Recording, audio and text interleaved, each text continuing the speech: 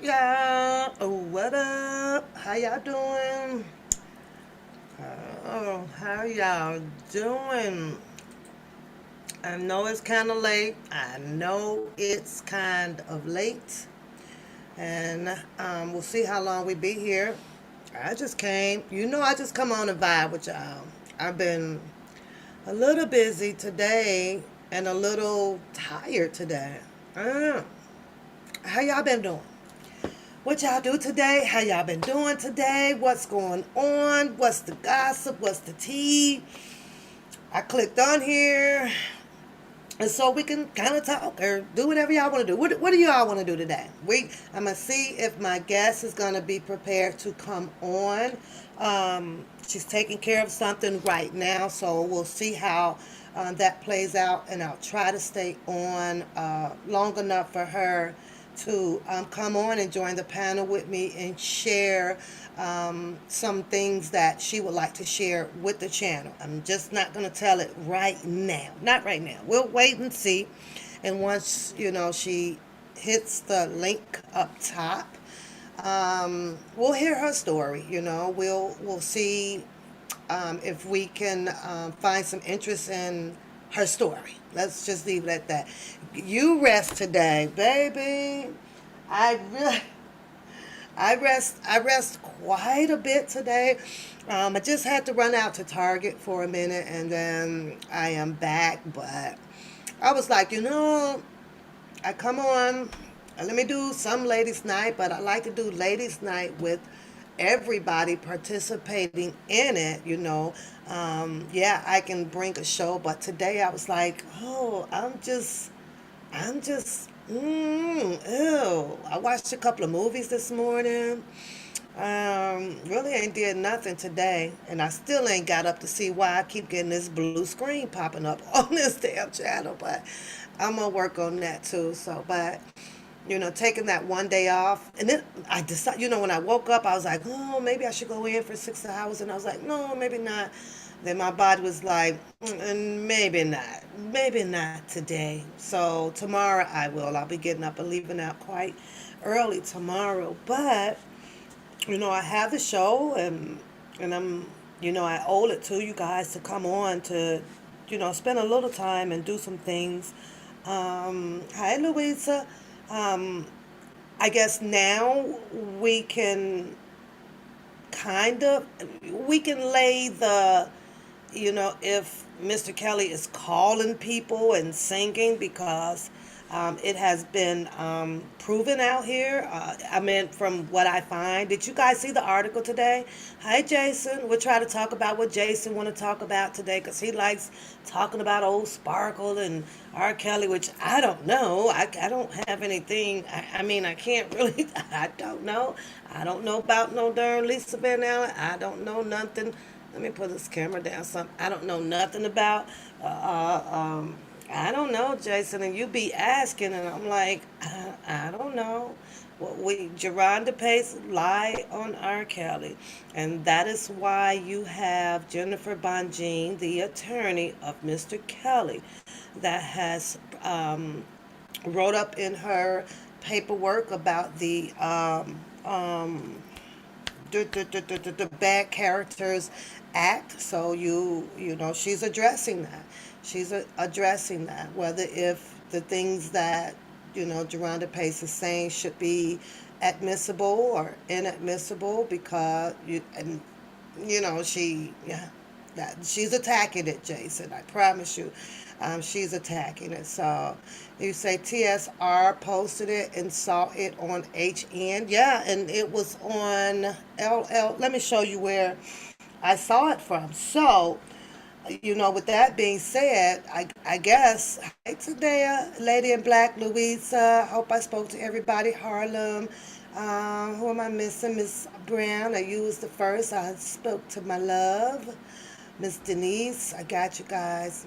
Sherry, I see you guys. So, yeah, you know, I guess he is speaking with people, or allegedly. Well, it's not even allegedly, because it's out there, okay? It's out there. This young lady, Her dad is in the same prison system as Mr. Kelly, and to me it seems that maybe he had asked Mr. Kelly to possibly call up his daughter, and sing to her or something, because how else would Mr. Kelly have her number in order for this to happen? And you're talking about her dad. He's up in there with him. So one thing for sure, two things for certain. At least you know that Mr. Kelly is having communication. He doesn't appear to be locked down, secluded from anybody. Looked like he's out in the population. So hey, I'm just saying. So I don't know, but let's watch it. And it's his voice. It's definitely his voice. He sounded like well, okay. Then he went ahead to sing. He went ahead to sing it. So give me a second, and then I gotta tap in and see if my guest is coming. But this one here came up on XXL, you guys. XXL. Let's read and see what it says. So it's true. You say he didn't call her. Her dad called his own daughter and just put him on the phone. Clarification. Okay. There's the clarification. But we know that he's out in population. We can make it clear now that he is communicating and doing Kelly up in there. So let me see if I can. Let me share the screen of the article that I ended up watching. So let's see. Okay, here we go. Let's go with this one here. Just in case it'd be a bunch of different stories out here, but that clarification, sweet dreams. So thank you for that one. I gotta shrink this down so you guys can see it.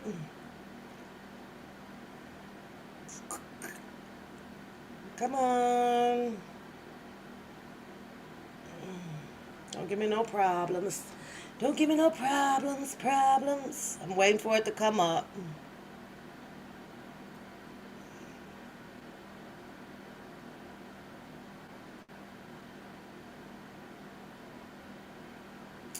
That's a good, well, I guess at some point you got to try to live normal so that way, you can, be around normal people and not have not have to sit there and think about your life being threatened or something. You, you're going to have to kind of go normal so you can have domino games and basketball games with people instead of thinking that people is out to hurt you. So I'm waiting to see if the screen is going to come up. Where is it?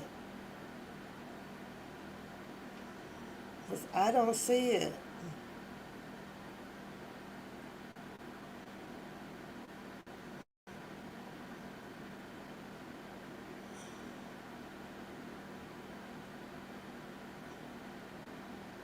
I'm waiting. I guess it's got to catch up with it. So,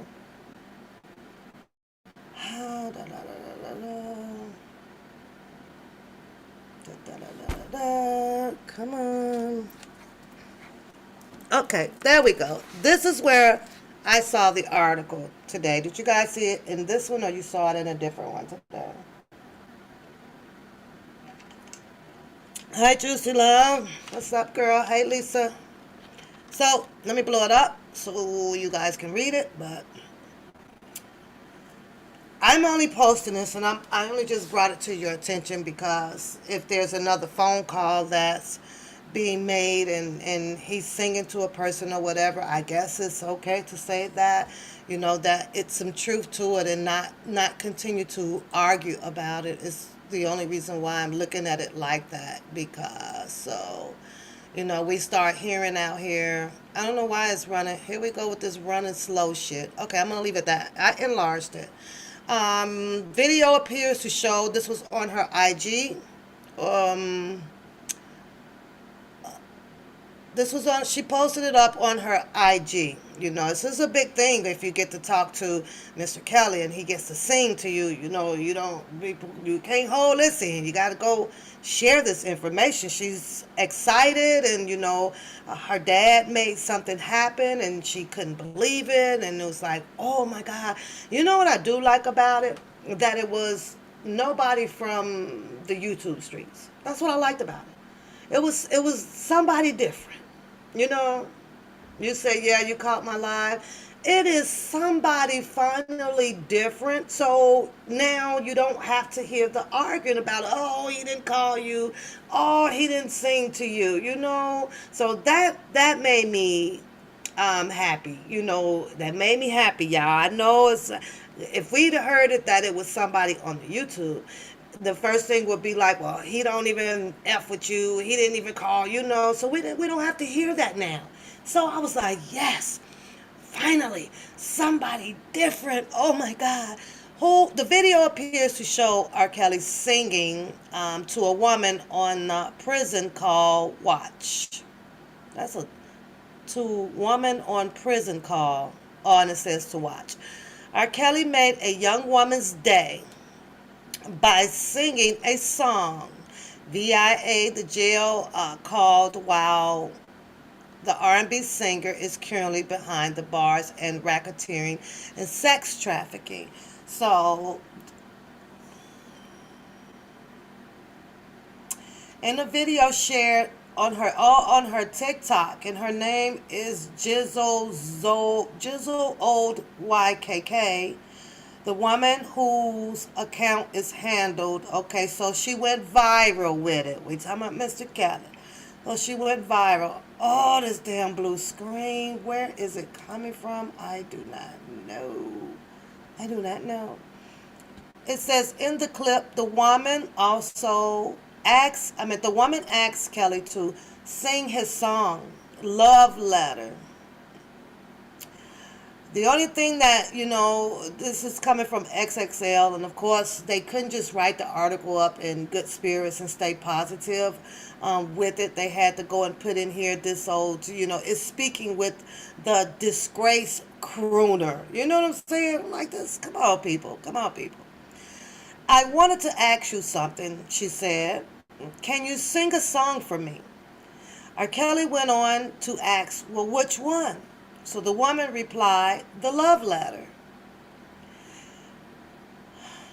Kelly, who hired Bill Cosby's legal counsel to help appeal his sex crime convictions, he let out a massive sigh and then sang a brief version of the song, which appears on his Love Letter album that came out back in 2011. The woman and her friend were overjoyed and could barely contain their excitement, with Kelly quickly serenading them on the phone. The woman also denounced rumors that Kelly sang to exchange for money in prison commissary. Man, that's like the goofiest, immature shit you would hear. You know what I'm saying? Like, can this man do anything without anybody trying to sell a proposition of BS? Nobody can do it. Really, and I'm sure that statement, whoever the editor was for this grabbed something from grabbed possibly one of her comments, right? That threw that up underneath there. You know how people post the comments, right? And they probably just went crazy, and he thought about, you know what? Yeah, this is going to sound good. Let me put this part in here. She wrote on an Instagram story, R. Kelly didn't do anything for commissary. She says, I just simply asked him to sing, and he said yes. And it's crazy. But you could best to believe that he grabbed this probably from a negative comment off of her Instagram. Pretty much, I'm betting every buck that this editor did that. Yeah, he did. He sang to her in exchange for money or prison commissary. Hi, Taylor. Hi. So, hey, Beauty. This is just how the game goes. Priscilla, Beauty. What's up, girls? This is just how the game goes. It's crazy. R. Kelly didn't do anything for commissary. I just simply asked him to sing, and he said yes. Now, why do people have to be so crazy, you guys? Why? Why? Anyways, let's go back and let's play her conversation with Mr. Kelly.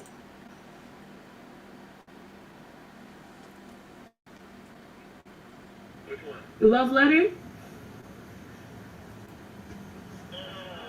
Did you get my call? That's Mr. Kelly.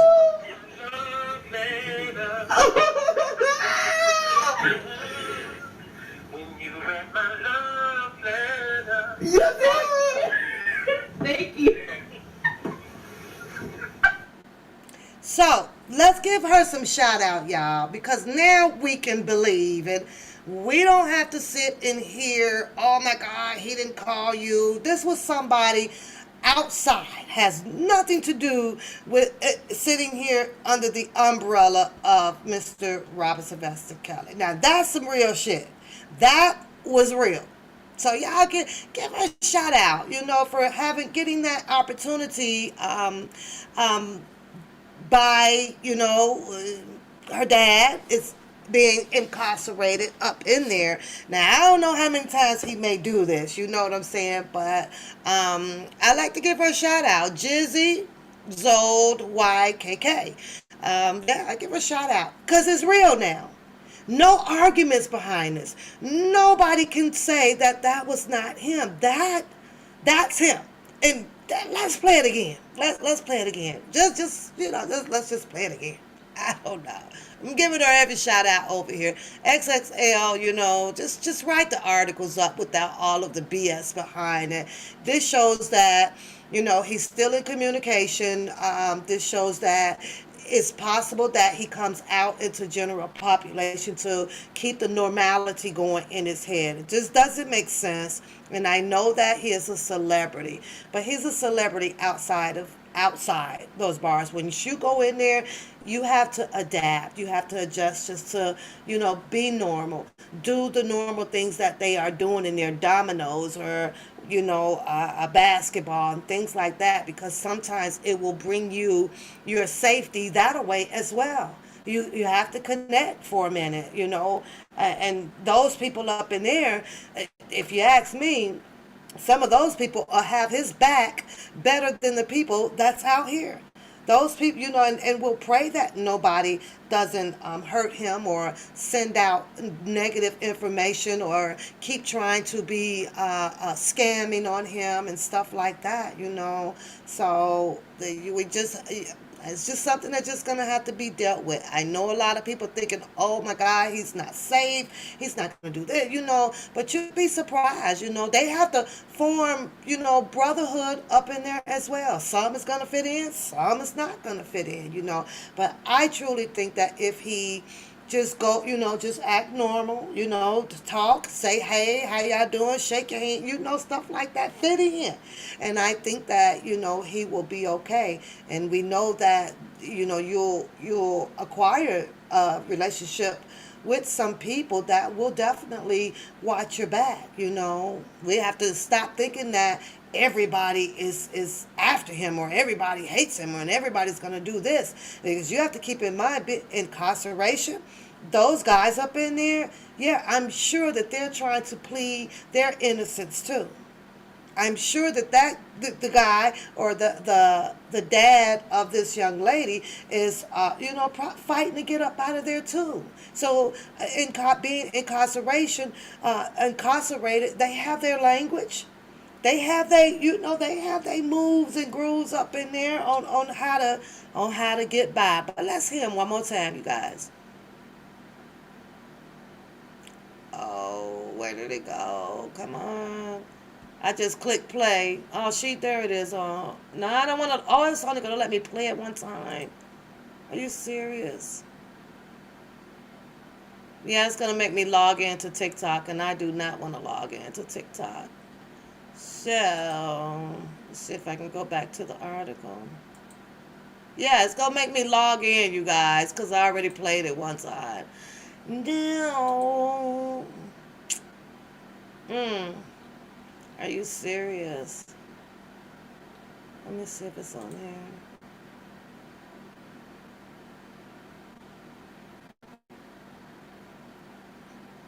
Yeah, I guess it is.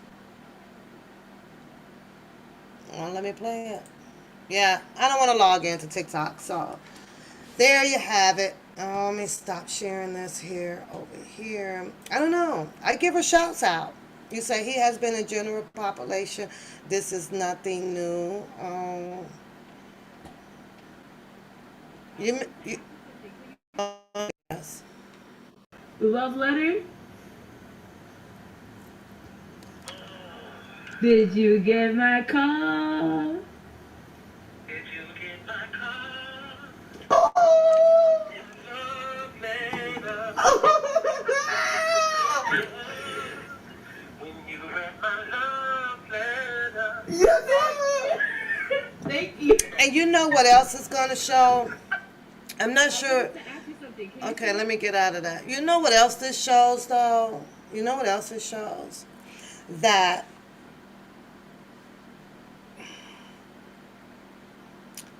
um, his attorney is aware that he's done this. It doesn't seem like it's going to be problematic at all. You know, so I look at it like that. Yeah. You said that it's nothing new. Well, I didn't expect for it to be anything new. I was just sharing the story. That's it. I didn't expect it. I figured, they have no reason to keep him out of general population unless he requests to do so. That's it. So, other than that, what's going on, girls? What's going on, girls?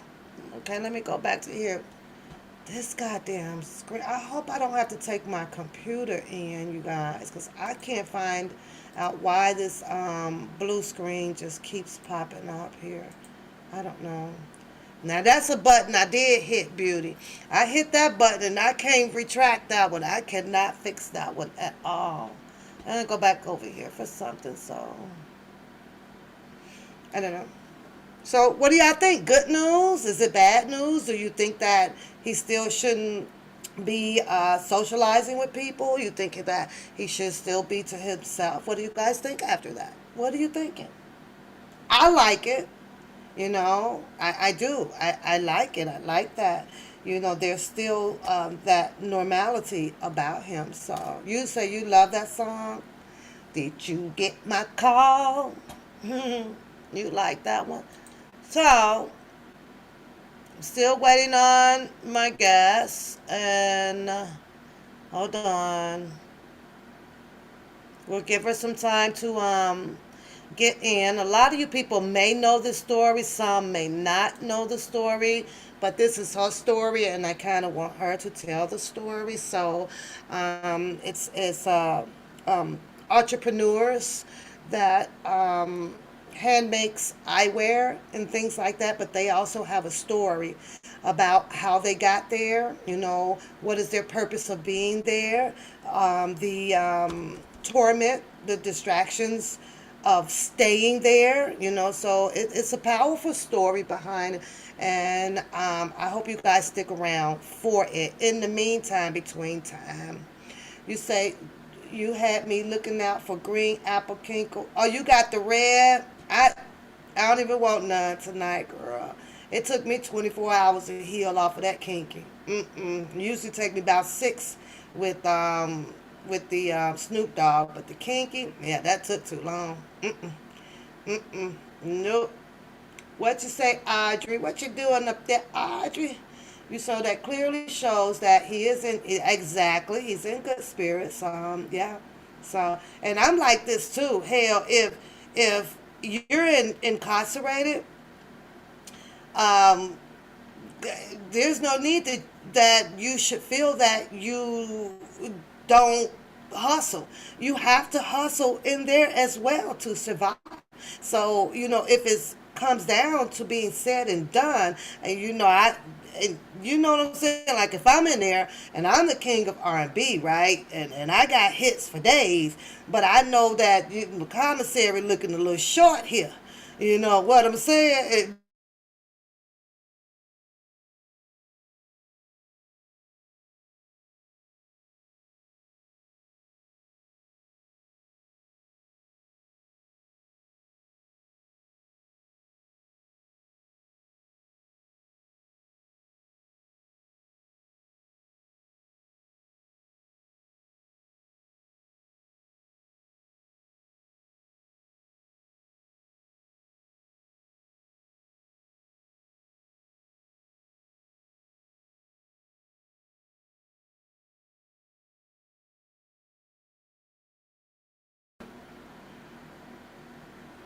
Okay, we'll try this again. It's disconnecting, and I don't know why. Girl, I kept putting ice on there, and it was cold, hot, shady, and it started tasting good and good and good and good. Before I know it, I was like, OMG. But I had fun with you guys. I had so much fun that night. I'm not gonna lie. I'm not gonna lie. Helping me crush up some vegetables and stuff, and then I'm on there, just I love to have fun. I have to be honest with you guys. I love to have fun. I love to dance. I love to laugh. I love good conversations. I'm spontaneous. I'm fun. A lot of people think, "Oh my God, because you have hit a certain age, it's time to sit down." It's time to do no. I'm living my best life. I live my best life. I mean, hands down. People say, well, when did you act your age? I'd be like, what the fuck? Act your damn age. You act your age. Don't worry about how I act on my age. What do you mean? What do you mean? That's if I'm 80, it's a problem. I was watching what's his name? God, I can't never remember that goddamn comedian boy name. The little short boy, do the laughing. What is the fuck is his name? I don't. I didn't. I went to see him in concert. I cannot never remember his name. What's the old short boy name, y'all? The little. Let me look it up. Kevin Hart. Thank you, babe. I don't know why. His name just does not stick to me. It never sticks to me. And I don't know why. I cannot never remember Kevin Hart. I can remember LL Cool J. I can remember 50 Cent. I can remember Snoop Dogg. I can remember Ice Cube. I can remember Trey Songz. I can remember Chris Brown. I can never remember Kevin's Hart name, and I feel so bad. I never remember his name. But I was watching his TikTok today. I did, you know. And Kevin Hart is an older guy, right? Got some flower shorts on, t-shirt. He jumps into the camera, right? And it clearly tells you on the title, right? Kevin Hart acting crazy, acting silly, right? As I'm trying to look at this, and then I'm trying to associate, or I'm trying to think about what is it that the people see different, right? And they, well, the older white man, he jumps in the camera with Kevin Hart, and they both up there just acting straight, plumb, stupid, crazy. See, I call that stupid, crazy fun. And I was like, go, Kevin. I'm sitting up in there. He's got some kind of dance moves that he's doing, right? And I'm over here. I'm like, oh, shit, I got that shit right. But then your own kind will see you on camera, and I'm thinking, well, if I'm up dancing beside Kevin and I'm on the screen, right? Oh, I get it. Kevin Hart has millions. So he gets a pass from mental retardation, looking stupid on camera. That's because he has a lot of money. Is that what? It's because he's millionaire. He gets a pass. Yeah, he has no psychological freaking issues. But I'm on here, and because I ain't sitting up here with 32 million freaking dollars in my account, or I'm not a CEO, you know what I'm saying? Or you don't see me in the movies. What I do, because I'm having fun and living the best life that anybody could possibly ever want it, I have mental issues. Yeah, are y'all following me with that? You think so, Untold? I'm gonna ride right on over there and get the old fashioned ones with the mixed colors and just sit on and yeah. What you want, Untold? Should I? You want some gloves? Should I do your matching hat and stuff like that? I don't know. But do you see the difference? And I pointed that out so that you guys can actually hear the stupidity in people. You see what I'm saying? You can't be you, because they'll label you like it ain't nothing. But yet then, I clicked on there and I was like, Kevin, you better sit down. They gonna think you got some mental issues. And when you get older, you're not supposed to be on camera laughing and dancing and talking shit. You gonna have mental issues. I was like, stupid, stupid.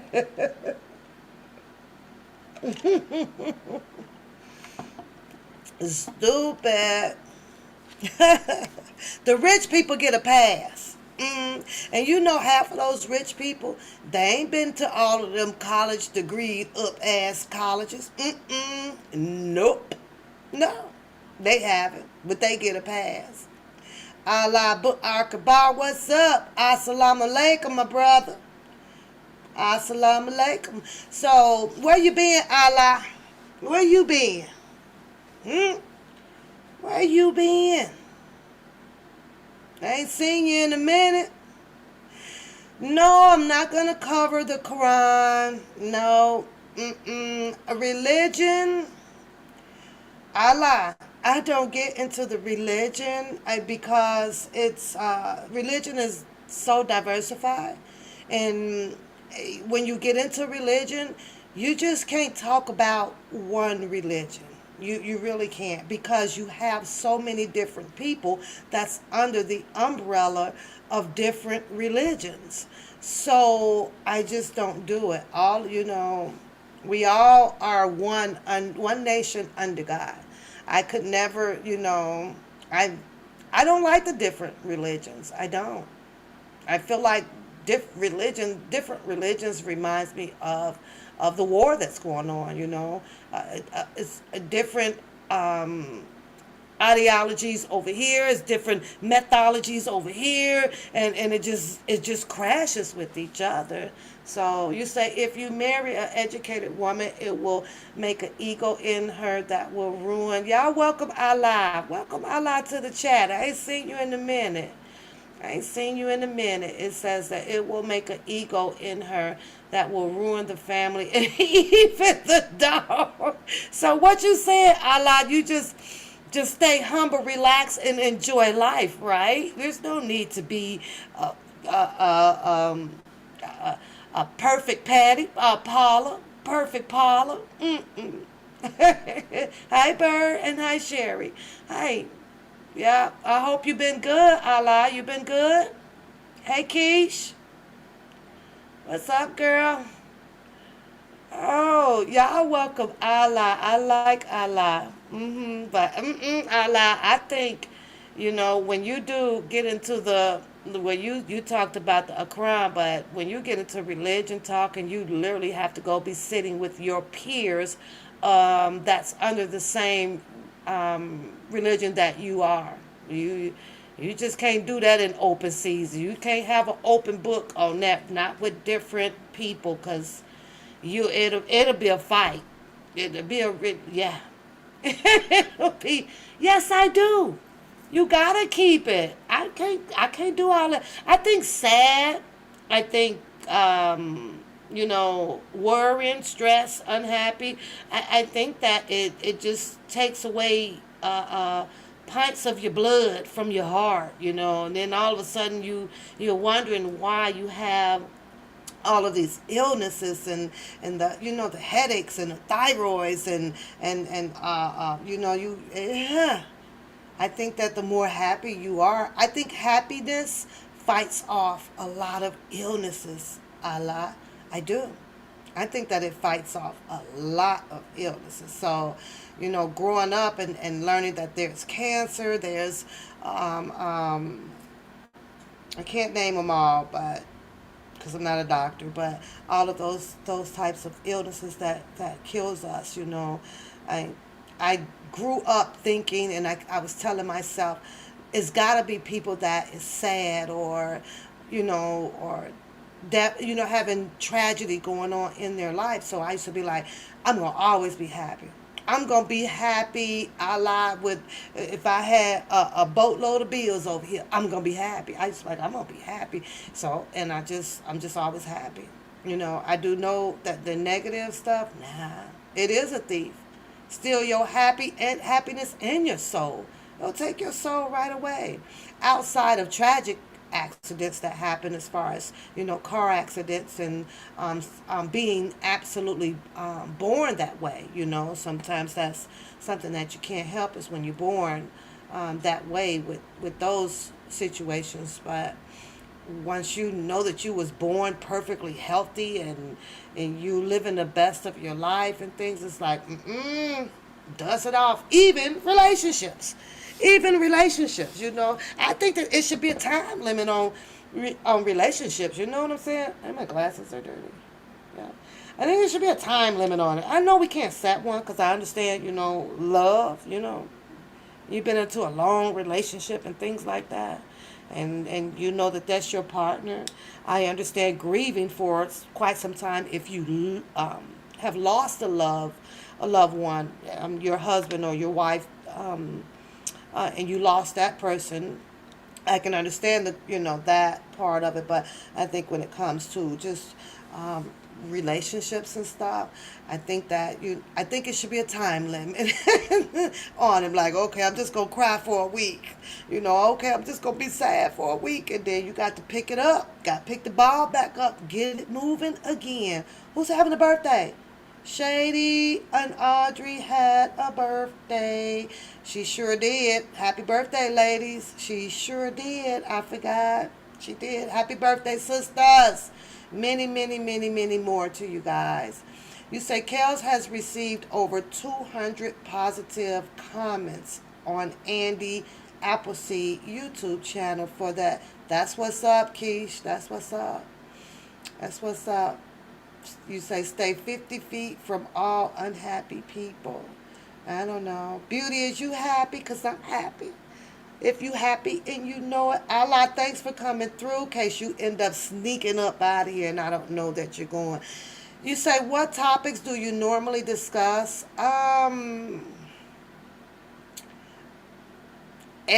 Whatever comes to mind, Allah. Tonight, I'm waiting on my guests. I'm trying to hang tight for her to be on here. She's coming on to speak of her entrepreneurship in making glasses. They make them, I think, by hand or something, and to show that they offer or they can do these for you at a very good, reasonable price. But she's also going to talk about some of the struggles that they may have went through to get to the level that they are trying to be entrepreneurs, her and her husband. And I don't want to tell her whole story, so we're waiting on her. She's trying to get the babies to bed, and then she's going to hit the link and come on the website. So I hope you don't miss that. You say you should love your girlfriend or your boyfriend more than you love yourself. What? You should love your girlfriend or your Allah. Well, I'm not agreeing with that, Allah. You have to love yourself first. You have to love yourself first. You talk about some, you should love the girlfriend or the boyfriend. No, you do not use the partner, the word partner. That is a term for. Why would you say that? I thought a partner is an open. It's an open, valuable. It's okay to use for both sides. I don't think it has to be. Where you get that from? That is for like homosexual. Stop it, Allah. No, not over here. You. A lot of people say that's my partner. How many in the chat room? Put a one in the chat if you use that's my partner. You know, that's my partner. Like, now you got me thinking, Allah. Like, I don't. It's about some, that term is used for homosexual. No, no. She said, tell her when she want her to pop in. Pap, oh, I'm waiting on her. I'm waiting on her, and I'm gonna. I guess I can play her video while she's hitting the link and coming in. She has a video that I can play to do an introduction to give you guys some idea of what it is that she wanted to address and share with the chat room. Never, beauty. You don't. What beauty? What do you say? You say my husband now because you're married. I think it is, Pap. Really? I'm gonna have to look that up. Taylor, you don't. Y'all don't say partner. What's wrong with partner? Oh no, Allah. I'm gonna have to look that up. Allah, partner.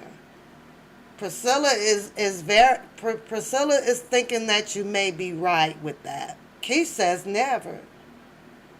Lisa, you're buffering. Yeah, I'm hoping that it don't. Oh shit, that it don't act up. So, I'm going to, I guess, share her video that she sent me. You say that dude. You say you say that dude. You say this is my man. This is my man. That means you claiming him. Hands off. I think that when you say that, it's like bag up, hands off. This is mine. Shady say she agree with him. Okay, well, I guess I better not say partner. I mean, I have to be honest. I remember, I guess, probably in high school or so, I used to be like, this my partner. This my, I don't know. This my partner. I guess so. Audra says that she would never say it. It's like a distance relationship. I'm never using partner anymore. I want you guys to welcome to the chat, Ariel. You guys, you got to watch your background, babe. Welcome to the chat. You want me to run the video first to give them some idea where you may be going? Sure. Can you hear me? Yep, I can hear you now. Perfect. Perfect. Yeah, sure. That'll be good, Pat. Thanks. Okay, we'll start with that, and then you can kind of feed off of that if you want to. Chat, ladies, y'all welcome. Good evening, ladies. Hello, everyone. Thank you. Agree with peace. That's what she has up on the screen. So we can use that, or you could just say lady. We didn't talk about that part. We didn't talk about that. It's all good. It's all good. No, you can call me today. My name is Ariel, but it's all fine. Okay, I don't so have any preference. they all says welcome, sisters. I So appreciate it. Thank and you. okay, I'm gonna cue up her video, and then she's gonna take it from there. Then I may jump in, and then I'll watch the chat and see if they have some questions for you. I will not stop you. We'll just kind of, I'll say, well, give us that. I'll stop you for a second, and I'll see if you want to address a question. You want to do it that way? Yep, that's perfectly fine. Okay. I'll let you run the show, and we'll just let it be as organic as possible. Hey, you got it. No script. We just coming with it. Let's go. Exactly, because I Okay, have here we go. fun. Um, Let me get the screen up. There we go. Okay, you guys, let's see what Ariel's bringing Oh to no, us. my iPhone it. Oh, I found it. I don't know why I'm moving it a little slow, so it's gonna take a second, I guess, for it to queue up over here. To it. This is for everyone who hates me, for everyone who loves me, everyone who. This message is for all of humanity. We've all been tricked. And to reverse what's been done to humanity does not take a single person dying, firing a gun, taking a Ooh, I like vaccine, those. signing a petition.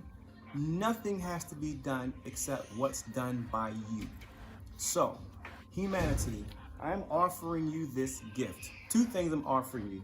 Well, I'm not offering you. These two things have already belonged to you. You just aren't aware of it and have not been made aware of it. So, I'm going to do two things while I talk to you today. I'm going to try on these glasses and give you a message at the same time. Take a close look at the glasses. It's very important that you see them because I'll tell you at the end who they belong to.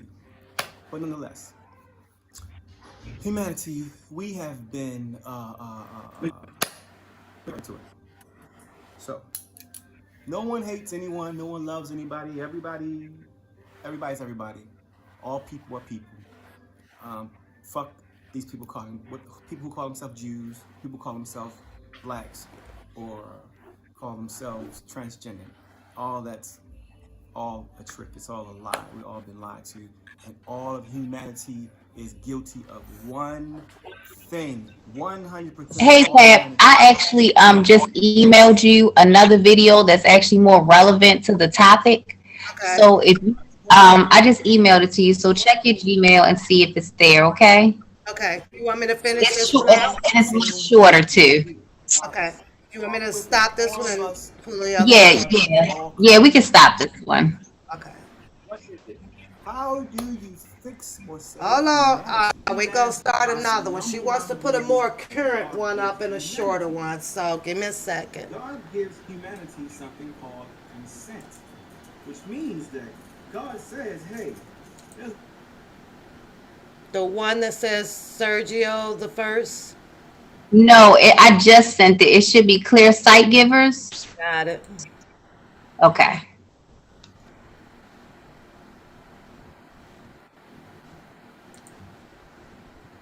I'm still over here singing. Can you hear my heart? It's in my head. In my head. Okay, here we go. Now I gotta give it a second to catch up on the screen. Okay, no worries.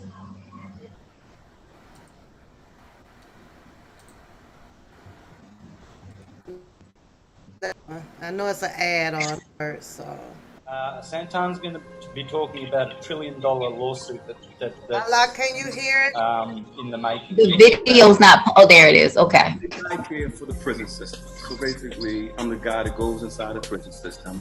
We'll go and do your eye exam inside. So we examine the prisoners inside the system, and then we make their glasses for them. My company's been doing that since 2007.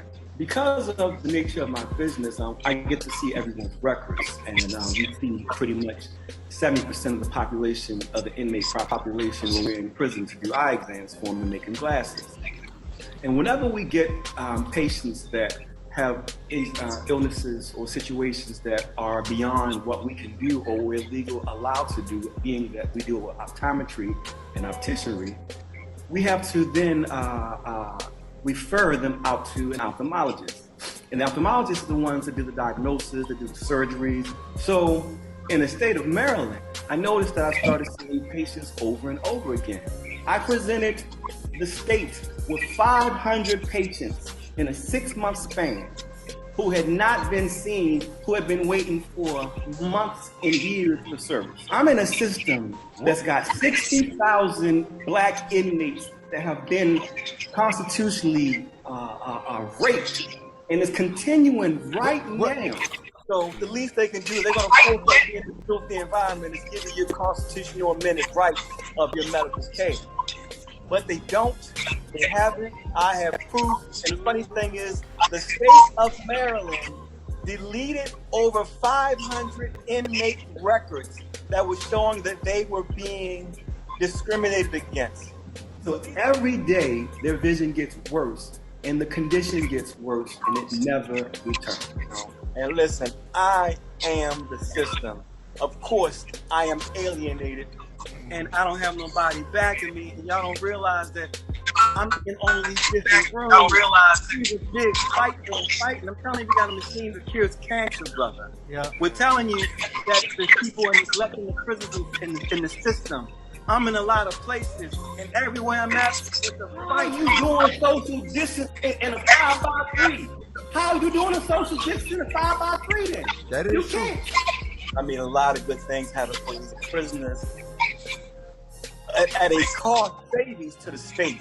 Because for me working in the prisons isn't a job, it's a passion, because these people aren't being paid. Santana is actually funding with his own money. He's allowing Christian and Fernando, who are the guys behind the magnetic healing machines, to have access to his open bank account. And I can tell you now, by the equipment that has arrived, I think there has been somewhere in the millions. For humanity, and I knew this was a risk I was going to be taking if I start sharing certain truths. So what Tesla was doing was, Tesla was harnessing the energy that comes straight from the ground to use it as for healing. So we done hooked up down here. I'm down here with a bunch of nerds who harness the same energy. You understand, the Inquisition had nothing to do with religion. The Inquisition had everything to do with, we got to get rid of all of the information.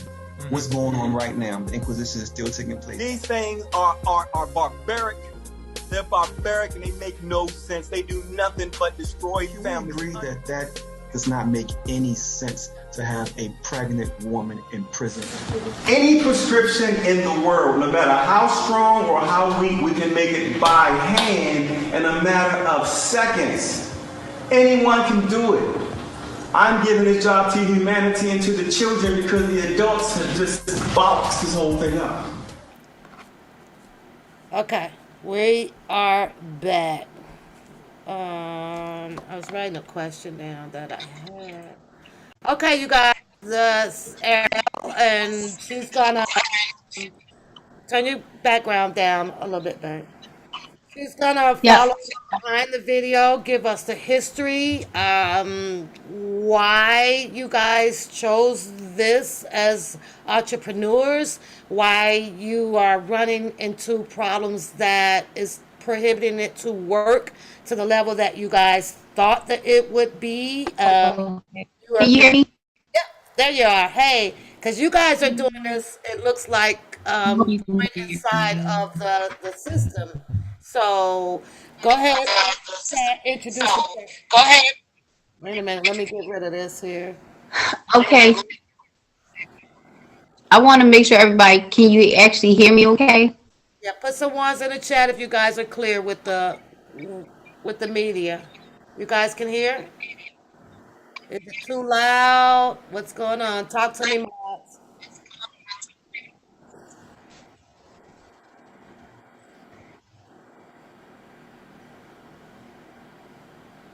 I just want to make sure that you guys can hear me. Yeah, I'm waiting for them to talk to me. Yeah, okay. Yeah, I'm looking to see. Okay, okay, perfect. Okay, thank you guys. All right, ladies. I'm coming here to bombard you guys. Party night. I try to have any kind of fun. Let me say that. But I wanted to be able to talk to you guys about what's going on in the prison system in Maryland. But it's not just Maryland. It's all over the place. We all know this. We all know that it's such crude conditions that the prisoners are living in. They have been living and kind of just accepted it for the most part.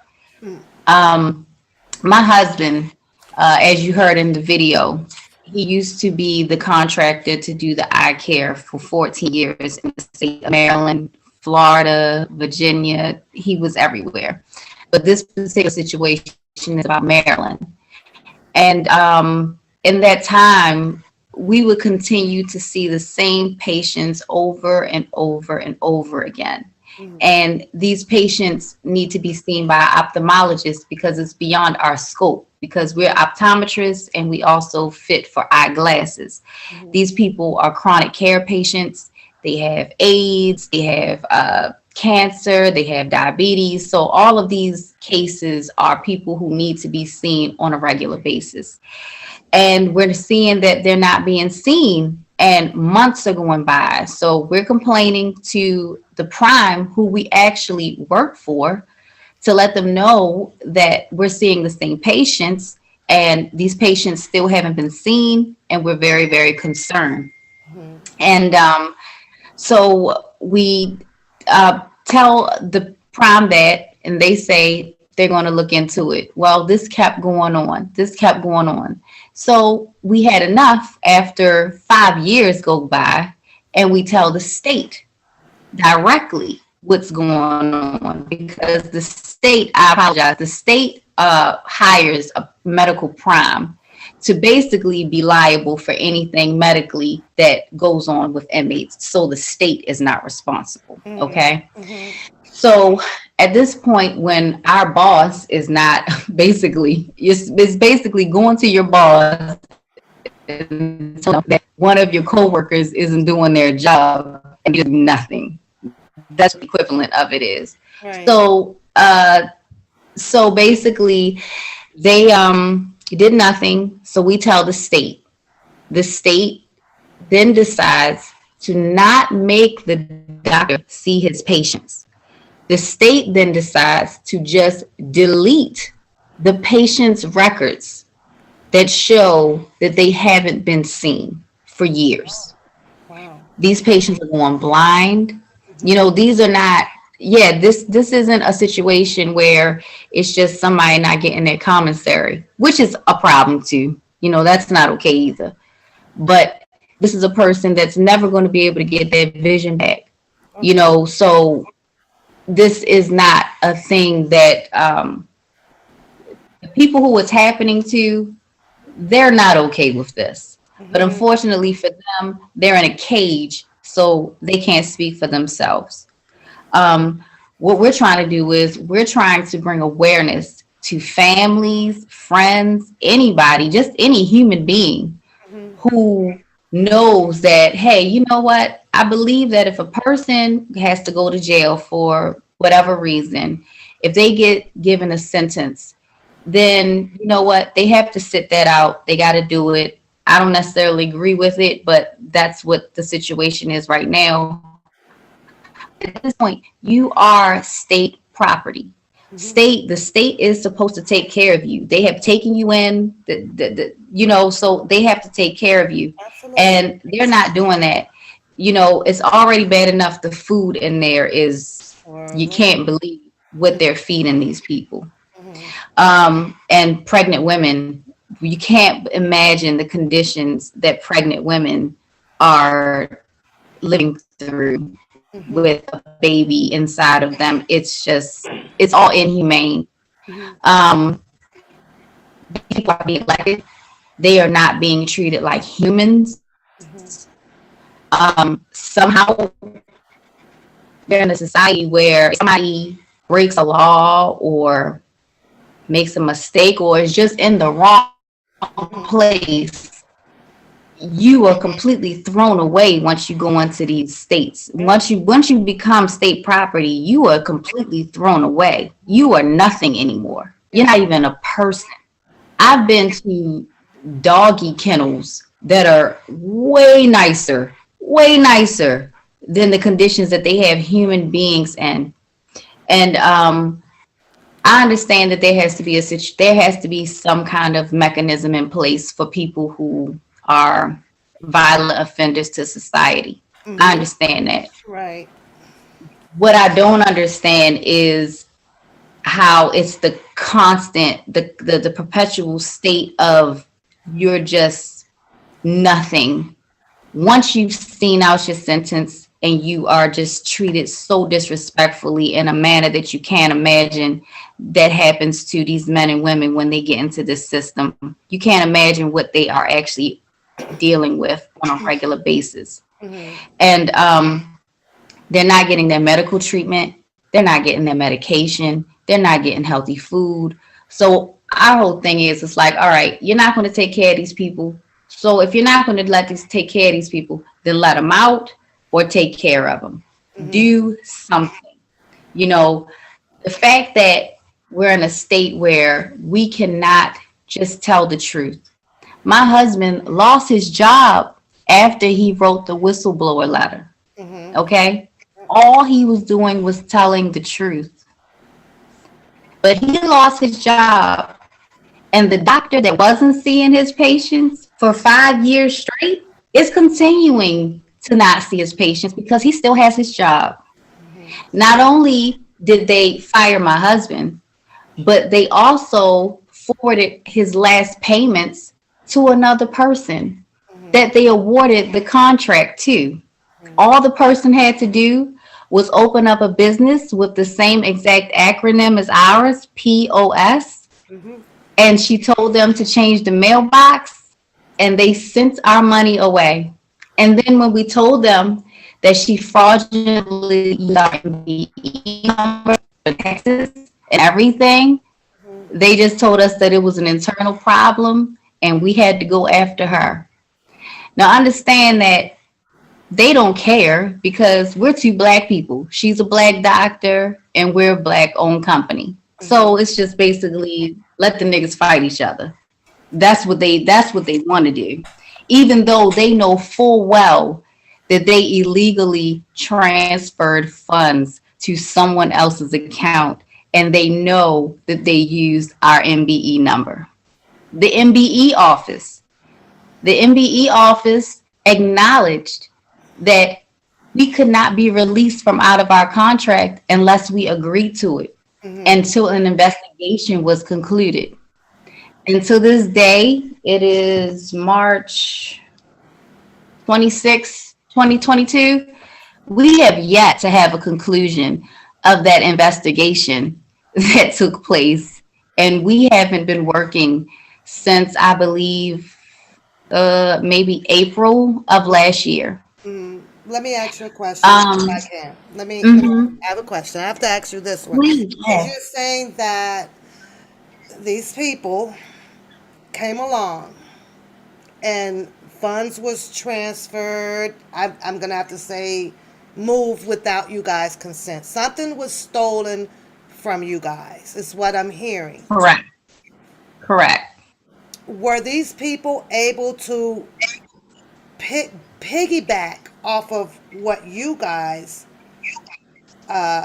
plan was for on the prison system? Is this something that they took from you guys to continue on? Are they using your idea, or is this something totally different? You know what I mean? No. Okay, that's what I'm This- just trying to make sure that they didn't take your ideas, your occupations, your thing of helping these prisoners to continue. No. Okay, that's what I wanted to make sure. No. To this day, no one's trying to help the prisoners. No, the person who stole my business is a black woman, and I saw she was actually she actually just called the office and told them a different mailing address to mail the checks to. It was literally that simple for the company that I worked for 14 years to forward my funds to someone else. That's how easy it was. And no one, to this day, no one is fighting for the prisoners. We're still just saying, like, I haven't been to court. No one will help us. On top of all of that, the prison stuff, and our glasses are still in the prison.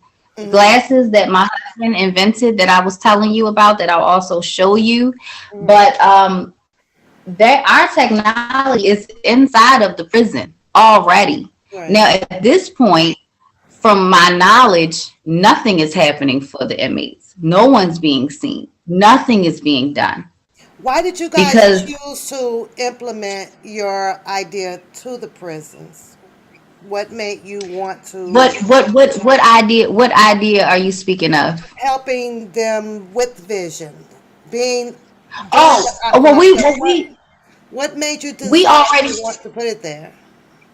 Oh, well, my husband, Mm, he was already in eye care. My husband was in eye care for about 20 years. okay. And he was able to get the contract for the state of Maryland to provide eye care for the prisoners, Okay, because in the got it. prison, exactly, in the prison it's a lot of subcontracting going on, but you have to be, that's the crazy thing, is they're allotted, I mean, you can't imagine, they're allotted all kinds of millions of dollars Hmm. in order to make sure that the inmates get the medical needs that they have. And they have to have on site and they have to have off site access to medical care. Hmm. So inside of the prison, they have to hire someone to come in to do eye care, dental, physical therapy, podiatry. I mean, you name it, there is some person that has to come in there and see these people. It's under the contract. They have all of these people that they have to take care of. And Hmm. like I said, a lot of times they have to have things come inside of the facility because it's just naturally easier and cheaper, Yeah. because they don't have to move prisoners around, which costs a lot of money. Yeah. Well, I seen It a costs a guy lot of money. lately. I seen a guy who's also, I guess, contracted to come in. There's prisoners now that wants to be taught music, making CDs and things from the inside of there too. So I kind of watched that, and I'm pretty sure that this guy as well had to be contracted in to bring in musical equipment and things like that for prisoners as well. But go ahead. So I just tried to make myself understand what you mean by being contracted in, and bringing equipment and things in to help people with their health. And we know that having vision is part of healthy lifestyle. So, but go ahead Oh because yeah, but this what I'm talking about. This isn't even a concept or an idea or anything. This is their legal rights. Like the prisoners legally, this is a law. This isn't okay. a rule. This is a constitutional right that inmates are supposed to be able to be provided medical care, especially chronic care patients. So this isn't even as much as I would like to take credit for providing services for prisons, Hmm. this is just unfortunately an avenue where the state has to provide a service. Hmm. That's what makes this whole thing so absurd, Okay. because this is something that is mandatory. This isn't something that you can waffle on. People need to be able to see. If you People need to can, not. if you can continue to fight what you're going through just to receive your funds back into your account, would you consider walking away from this, or is this something that you guys really want to pursue? No, there's no turning back now. So We're you're way too. going It's for it.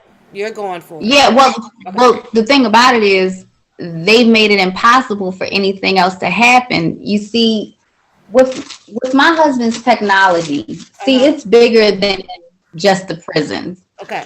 My husband happens to be a genius. Mhm. This is what I'm dealing with, and this is where we are in life, where you can't just be a beautiful human being. Mhm. People don't believe you, especially if you're a black man. For some reason, and listen, I can't even get our community to back us. Mhm. I have spoken with everyone. Yeah, I've spoken, I just had a question, and she asked, have you spoken with your senator? absolute. I've spoken with my senators. I've spoken with NAACP. I've spoken with Black Lives. Well, actually, I take that back. I haven't spoken with Black Lives Matter because they don't have a phone number. You can't get in contact with those people. Those people are fraudulent. I'm going to be the first person to say it. That is not a real organization. That organization is run by a bunch of conservative, white, female lesbians. Okay? Not that I care. I don't care about what anybody's sexuality is. But what I'm saying is that they are not pushing an agenda because they care about black people. Okay? So let's just let that be clear right now, because we are black people that are really trying to make a difference in our community. Our technology, my husband has written his own language. It's a whole manual. This is real. Our stuff, this is real, true wealth. This is a whole science that he created on his own. We give this training for free online on our website. This is not a situation where we are trying to become rich or anything like that. All we want to do is create a situation for our children, your children, grandchildren, our history that we have going forward, our future, so they don't have to go and get a bunch of student loans and be in debt and not be able to have a career or a life or anything, because they're paying back some school that didn't pay out in a career, because you're not guaranteed anything once you leave these institutions but debt. That's what you're guaranteed. Yeah, most of them. 100%. So my husband created this technology where you can make a pair of glasses with any prescription glasses within 5 minutes. And it could be even less. Yeah. Because everything is done by hand. We've manufactured everything. We've done everything. We don't need any money from anyone. We've provided everything. And like I said, we also have, if you could just hold on for me for 1 second. Yeah. Sorry. Okay, go ahead. Okay, she'll be right back, you guys. And like I said, I'm understanding her, and I'm trying to write the questions down. So if you guys got questions in, I can, I'll stop her and we'll try to address some questions that you Sorry. guys have. I told you I got a bunch of children. It's So okay. It's okay. It's okay. yeah. So you got to come down here. I'm sorry. Go ahead. Sorry. Go ahead. Go ahead. So, she's. We'll let her keep telling the story. Seems like that you're still trying to pursue this. She still wants to pursue this. I guess my question is, because we're talking about your government. We're talking about your government. And we have to talk about taxpayers as well, because we're on the outside thinking that most of the prisoners are being taken care of, regardless if it's their vision, if there's something internally, going on with them. I think, at least I was under the impression that our prisoners with taxpayers' money, because we're told all the time that the taxpayers take well care of our of the system, and to hear this is kind of like, oh well, okay, but you don't know what's going on the inside until someone you have no idea. And let me tell you, the ophthalmologist that we're talking about that hasn't seen patients, he absolutely 100% is sending in absolutely nothing, no documentation, no invoices, no nothing to say that he saw these patients, but he certainly gets paid, and he got paid over $5 million. Nothing, no documentation, no invoices, no nothing. All he has to do is show up a white man and say, I saw these people, and that's it. No records, no nothing. And you can confirm that there's no records, because you know what? The state deleted them. Okay, but tell us again, how did you guys get booted out? It sounds like that you couldn't go forward because of these people coming in, snatching pretty much the funds and everything for you guys to continue on. No. What happened was we got, I got something even better.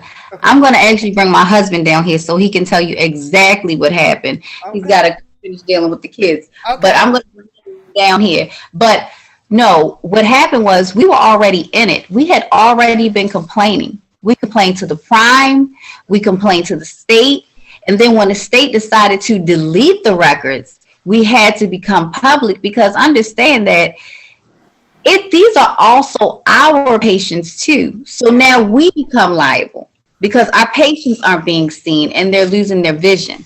Okay. So we have a medical responsibility to speak up when you see something like this happening. You know, we all have responsibilities in life, and I'm not saying that everybody has to speak up. I know that it's much easier and much more comfortable to be silent, even when you're seeing something horrific happen. But unfortunately, me and my husband are in a position where we can choose that path to be silent. Okay. You guys went in this being licensed and protected by Everything. Oh, attorney, this is right? my husband here. This is my husband. Hello, welcome, welcome, welcome. Welcome, welcome. We're learning what's going on. That's all. We're learning. Very interesting. And I just approached her with a question about you, were you guys licensed up when you went into this, and also, where's your business attorney at? Who you had Okay. backing on that? So, give me 10 seconds. He's got to go run to the kid real fast. 1 second. Go ahead. Yeah, but go on. You can ask. What was the question? Well, one of the questions in the chat room, which I kind of just rebuttaling off of it, and she wanted to know if you guys went in, in order to contract you in on something like that to help the prisoners, which is part of the government, and where the taxpayers, it's supposed to be helping them take care of them. You guys had to somewhere be licensed in order for them to contract you in. Listen, the whole thing was illegal. I'm an MBE. Okay. I had all the protection. Listen, we followed all the rules. Okay. All the rules. I know, but it's like these people were able to come up underneath the carpet and sweep all of this from up under you. No, so let me explain. My name is Santana. Welcome. I thank you so much. I deal with the prisons. I've been doing this for 15 years, and I'm a contractor. Okay. So my job is to go inside the prison and do the eye exams and take the prescriptions home, take them back to my lab, make the glasses, bring them back to the prison system. There's a doctor in the prison system by the name of Michael Summerfield. His company is Summerfield and Associates. He's not seeing his patients. We both work for the same company. I approach him and I tell him, hey, you're not seeing your patients. What's going on with your patients? I'm getting a lot of duplicate patients. I've got about 800 patients backlogged in this past 8 months that haven't been seen. What's going on with patients? Because you're not documenting into our electronic medical system that's owned by the state. Now understand that I've been doing this for the prison system in the Department of Justice for the past 15 years. So this is nothing new. So this is just regular what I do every day. So this prompt a warrant for you to open your eyes and see what's going on because of the feedback that you're getting with the patients not receiving what they should be receiving from this other doctor. We shouldn't see them that often. Right. I should see my patients typically. I typically see my patients once a year. Yeah. And if they're 40 and over, I see them every 2 years. Okay. The chronic care, but the ophthalmologist is required to see these people who are chronic care typically 4 times a year. When I find myself seeing his patients 4 times a year, it's going to be an immediate red flag. Gotcha, something's wrong. Once I notice that I'm seeing his patients, I then follow up to figure out, well, let me check the charts and let me check the documentation in the physical records and the electronic records. And what I found was he had no physical records in the prison system for more than 10 years.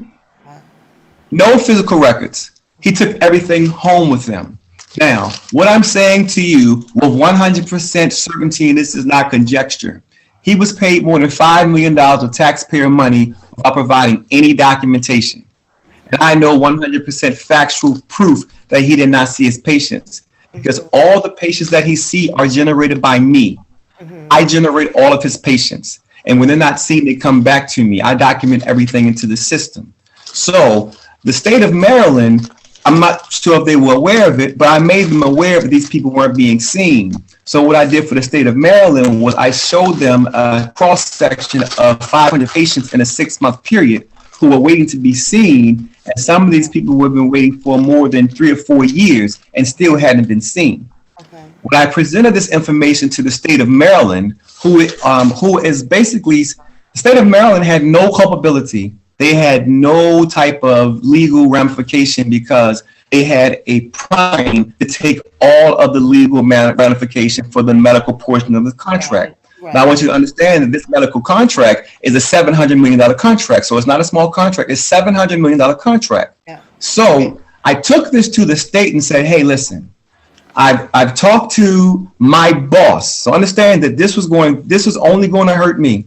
There was no benefit to me for me doing this. The only thing that could happen to me was me to get terminated. Right. But I'm not going to be a part of what's going on. So I took the chance. I went to the state and said, hey, my company, who I'm contracted with, are not doing their job. They're not seeing their patients. People are going blind. People are dying. Yes. I'm not going to be a part of it. Here is the evidence. So you became the whistleblower, thinking that this was something that they should be interested in. Hey, funds are being stolen, but because you brought the awareness to it, you took the hit of it. Correct. Yes. Correct. So I want you to understand that. And so I brought the information to the state. So instead of the state addressing the information, the state deleted the records of these patients. And it just so happens to be the 500 patients that I gave to them. Right. Now, I have copies of the electronic records before, prior, and after the erasing of what the state did. I have the emails from the state acknowledging that they erased the emails because they have so little respect for black skin that they put it in writing that, yes, we erased the emails. Right. I will provide a copy of that as well. Right. So nothing happened. So what ended up happening, because they did nothing about it, I wrote a whistleblower letter to the media. 24 hours after, less than 24 hours after my whistleblower letter, I was terminated. Now, what ended up happening was they terminated me and they ended up transferring my funds. They had a person open up a business with the same acronym as mine, and they transferred $363,000 of my funds to this other person. All this is documented and undisputed. But the problem is the governor of our state is related to the doctor who got the $5 million. Okay. So everybody is basically saying, fuck this nigga. We're going to protect this white boy. So understand, all these black people are covering one white doctor for the abuse of 60,000 black prisoners. And everything I'm saying is indisputable, is in writing, nothing to dispute it. But what's happening is everyone just says we're going to ignore it. I am an MBE. The law in Maryland states that I cannot be removed from a contract without my permission.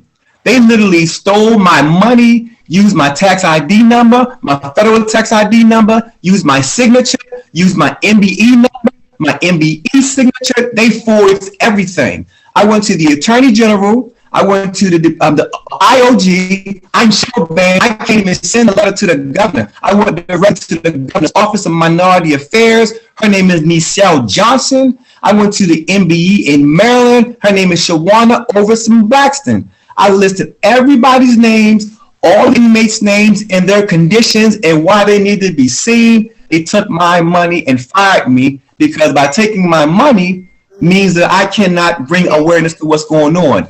And no time was I ever trying to do a lawsuit. I'm never trying, but this was never about a lawsuit. I'm not trying to sue anybody. If anybody's going to sue, it's going to be the inmates because they're the patients.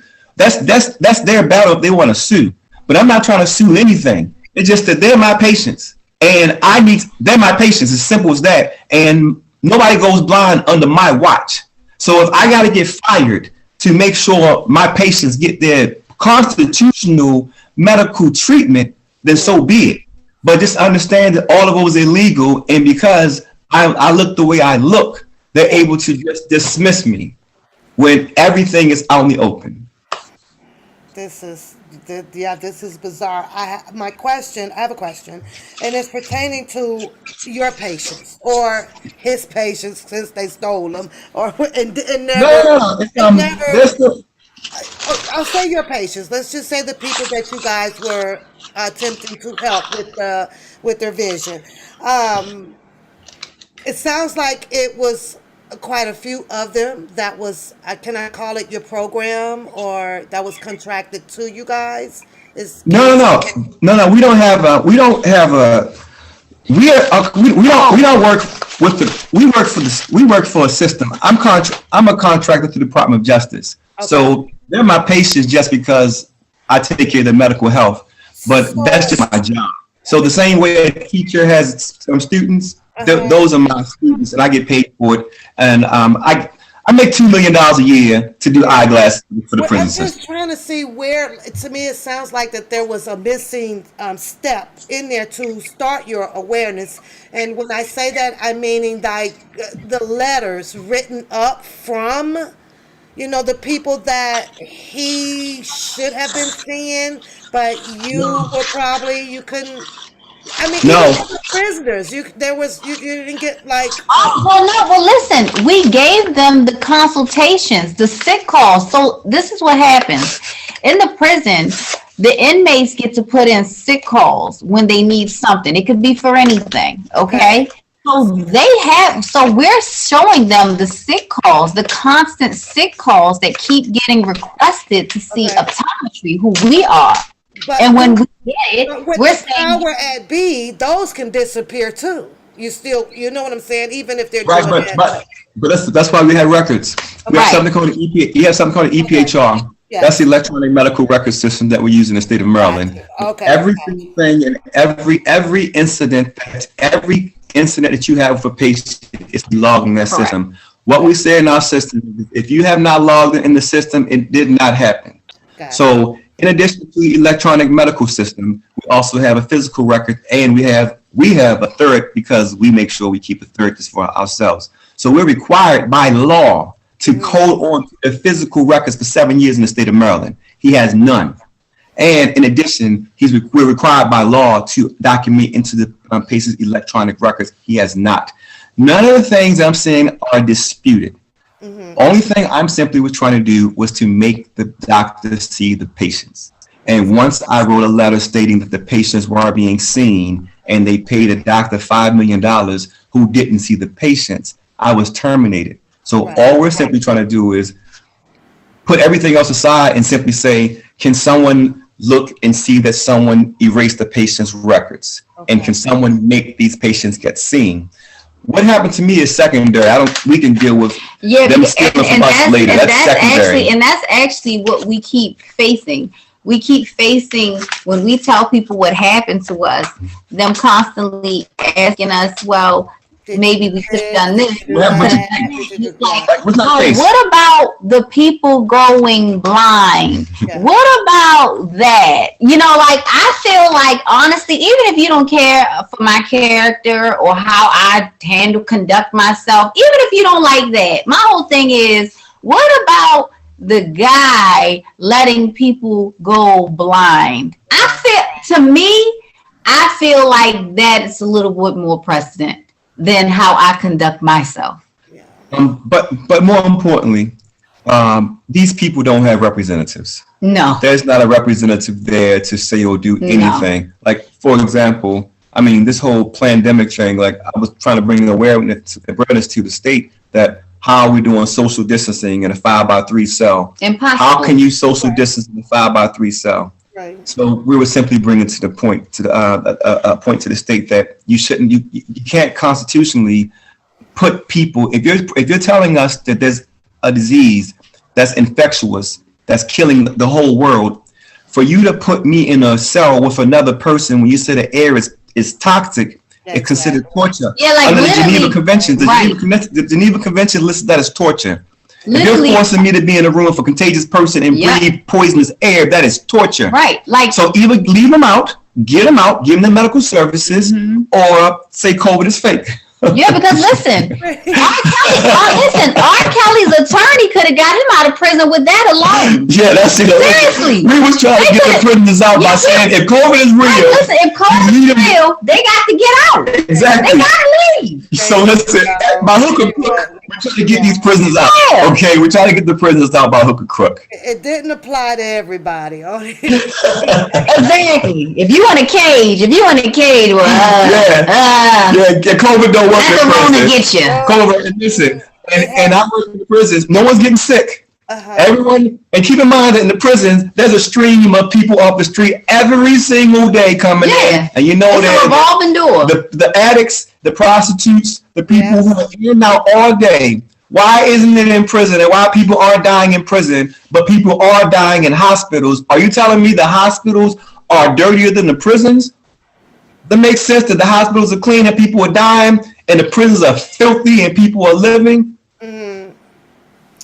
We're being lied to. Yeah, we're being lied to in a really big way. Let me get a question, because someone wanted to know, I guess, why this, or I'll ask you, was this reported to the OIG?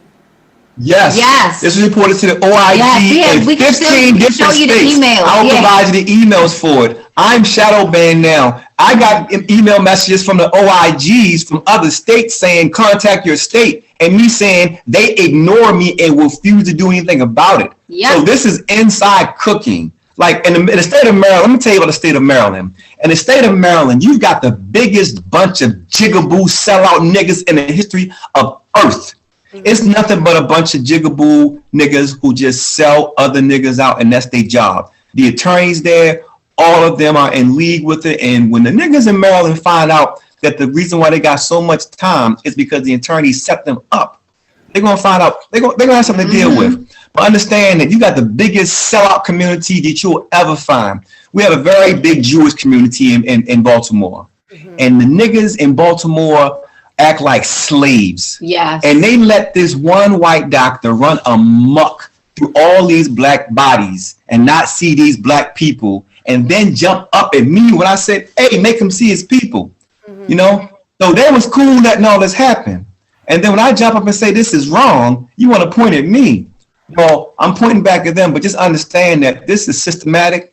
If you've seen the email that I've sent or the video, every single doctor, you saw that every single doctor is copied on that. You saw that the medical director for the state told me to stop sending him information. So if I'm talking to the doctors who I work with and who I'm contracted with, and I'm giving them information, I have to do that because under my contract, that's how we're supposed to report incidences. So if I report the incidences to the doctors and they email me back telling me to stop sending them to them, then what else can I do? So I had to go to the state. So I went to the state, and the state deleted the records. So now the state is involved. Why would the state delete the records? Because the state and the contractor, all the doctors agreed this one white doctor is important than all those niggas combined. They all agreed the one doctor, one white doctor, is more important than all the 60,000 niggas that he's been ignoring over the past 10 years. And the black people. As of today, is there anybody that have started this investigation, or you guys are just still searching? So the state's attorney's office in Maryland, I'm still waiting to hear on that, because I've been talking to the state's attorney's office in Maryland. I've been real nice to them because I've been real nice to the state's attorney's office because I've been hoping they would do the right thing. But our governor of Maryland, his name is Larry Hogan. He's a Republican, a racist piece of shit.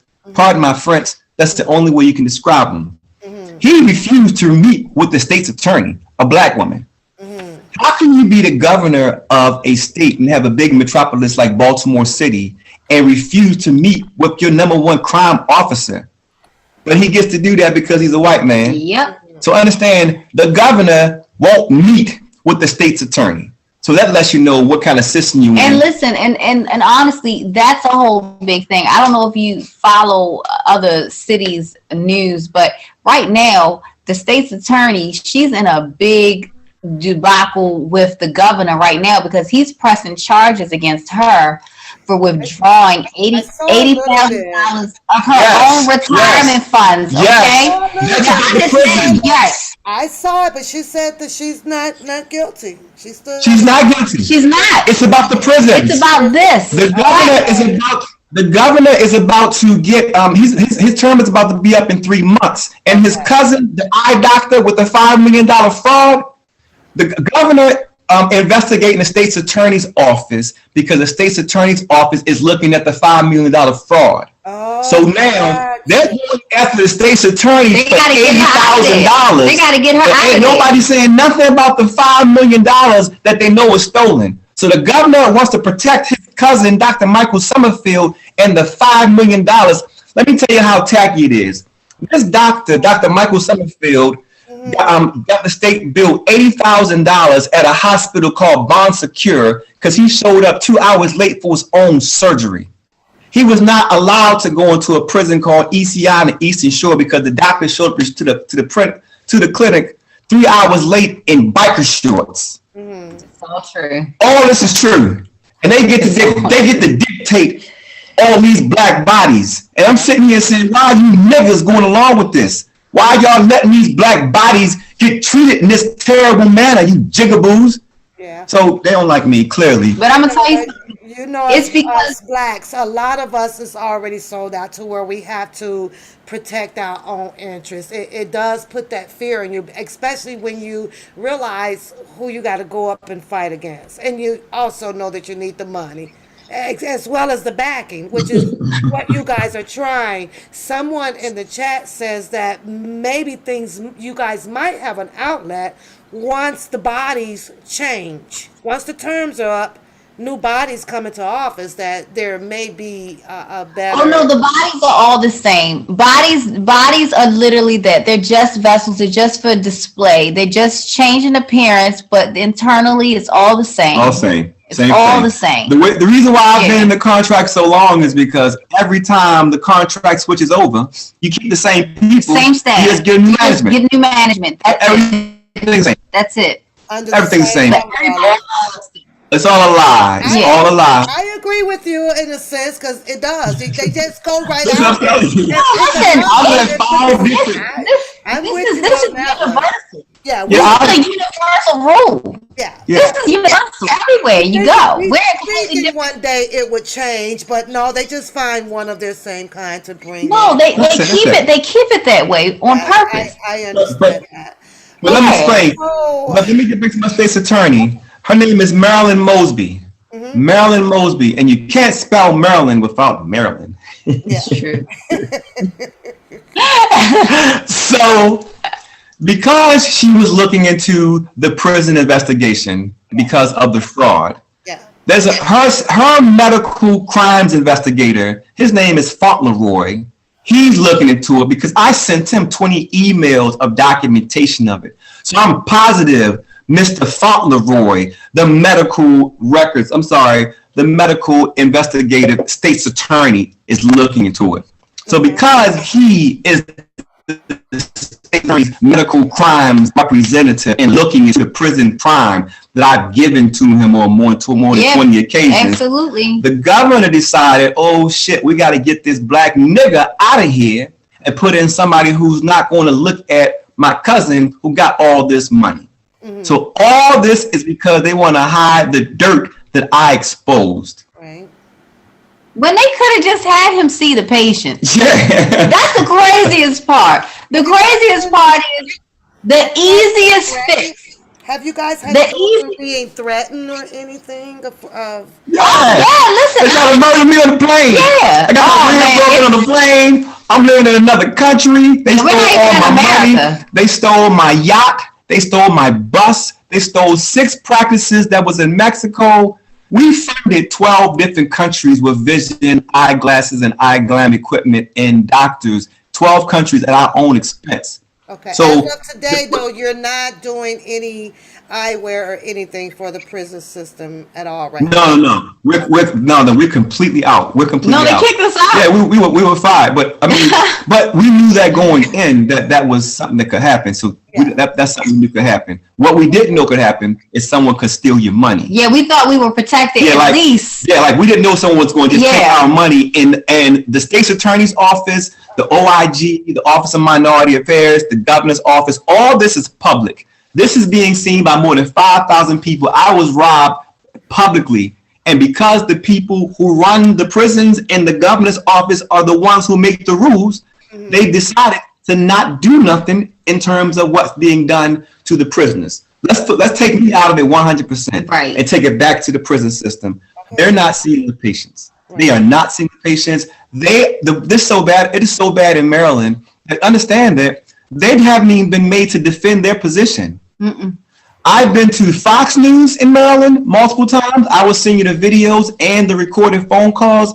All the medias in Baltimore and Maryland have all this information. Not one of them reported. I've made posters about this guy named Barry Sims. He's a black ass nigga, a fucking gorilla. He's got this whole story and he's letting this shit happen. Now, I gave you the story. You are a black man. You got black babies, and you see what's being done. This is torture to these black bodies. You got black pregnant women giving birth in the filthy-ass prison in Baltimore. NBC, Maryland Detention Center in Baltimore was the oldest prison in all of America. Mm-hmm. You understand? Yeah. They had women in there giving birth in this shitty prison, and they wouldn't shut it down. But they killed this kid out here by the name of Freddie Gray a couple years ago.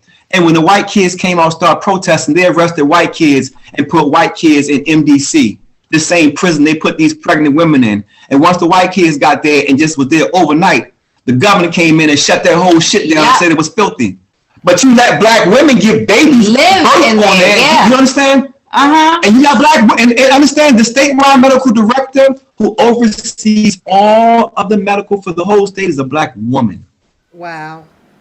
Well, this is a black woman. Yeah. So understand that everybody is just sitting back and is agreed that whatever you want to do to these niggas is acceptable, including the black people. Yeah. And I'm gonna tell you something that's unacceptable to me. Oh yeah. That's Biden. Yeah, I'm looking at the chest. Biden isn't going to do anything. You're literally looking at the Walking Dead. That is a zombie. That is a zombie that got elected into the office. Whether he got elected or not, I have no idea. But the person who's in the White House is a zombie. And I got to really say that I really feel like we really need to really sit and really think about who we're electing. Like, understand that we all decided that a man whose brain capacity is debilitating every second of the day, we knowingly know that this man's brain is debilitating, and we say he should be the leader of the free world. Mm-hmm. Yeah. Okay. I always thought that it should be a cap on a cap of age when it came to. But not just age. I mean, you're talking about a person who is documented.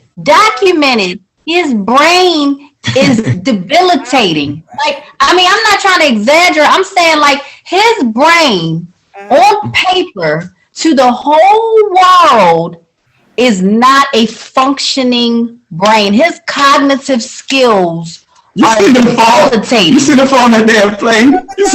That's with age, though. I mean, health, age, and I get that. I just think that, dementia's something different. No, dementia's something different. My mother's older than Joe Biden. Yeah. My mother is older than Joe Biden. Yes. And she's sharp as a whip. Okay? Yeah. But when your brain is debilitating, I mean, you know it. I mean, that's what dementia is. Well, nonetheless, but us as black folks anyway, we gotta stop. But yeah, you're not doing nothing. Stop thinking different. Voting as a black person is against God's law. You shouldn't ever vote. Yeah. Democracy. I've been saying that. I'm not a. Oh, you agree? Thank God. Thank God. I was picking a fight with you. I don't care to be governed by what I've been seeing, so I kind of make. You shouldn't. Don't consent to that. Do not consent to that. When you vote for one of these clowns, Yeah. When you vote for one of these clowns, whatever they do, you get the karma for it. So when George Bush decided to attack Iraq and you voted for him, all the bodies that voted for George Bush and said what he did was okay, that's their karma. So when you vote for any of these representatives, and your representatives are almost as worse as ours, your mayor in Chicago, and telling people to get vaccinated, she should not come outside with her face. Let me tell you something. She should leave her face in the house when she tells people to get vaccinated. Lock her face up in a box and lock it. Listen, this thing is crashing and burning. Okay, listen, everybody loves Obama. Obama is so amazing. I know he from Chicago, so I know y'all probably mad. So I was so listen, I got the world mad at me, so wait. But listen, telling people to take my whole thing is you gotta post, he done tweeted out, oh, I'm positive for COVID. I'm so grateful I got vaccinated. Now that's the most asinine comment that you could possibly make, because if you got vaccinated, you shouldn't have it, right? Why are you positive? Yeah. You got him and Hillary Clinton saying that in the same week. Well, Trump did it as well. He stood up there and he was sick and they claimed that he had something, and the next thing we know they had to force him. Listen, you got to get it. Now he got it, the vaccinated. No, Trump ain't get that vaccine. We had a pandemic. I know that, girl. I know exactly, that. Exactly. The whole shit show of it. Exactly. To do this to us. Right. Well, most of the people. Listen, you had the president from Ghana when all of this was going on. The president from Ghana told his citizens, told his people, do not get vaccinated, and he showed the people the Rockefeller's website where they showed he read the whole thing. He read Operation Lockstep. Yep. The Rockefeller Foundation plan, if people aren't familiar with it, it's called Operation Lockstep. 5 months later, tell you that they're going to plant a COVID-19 virus, right? And people are going to get vaccinated, right? He told people that, and then 5 months later, he's pretending he's getting inoculated.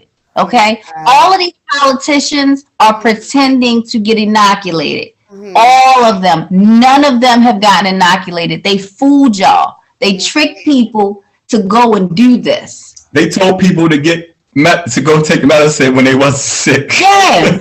Right. You know, and now we all supposed to just say, hey, COVID's over. No problem. It's over. Everybody's lives are ruined. Everybody's job is gone. People's family members are dead. I watched a scientist, I can't remember his name, and he was out by the pyramids, and he was showing the discovery of it and how they come about with this old ancient white man or something, and he put a number on it. He said that this is all set up to proclaim at least 500 and something thousand of people. You're talking about the Georgia Stones. Okay. The Georgia Stones was or something like that, and they have to find a way to get rid of it. And I'm thinking, well, okay, what did we do about 3 years now with the pandemic? Close to 2.5, 3 years. It's called the Georgia Stones. You're talking about something called the Georgia Stones. You're exactly right. And they said they needed to reduce the population to 500 million people. Yes, I watched that and my mouth was like, oh my God. Oh, because...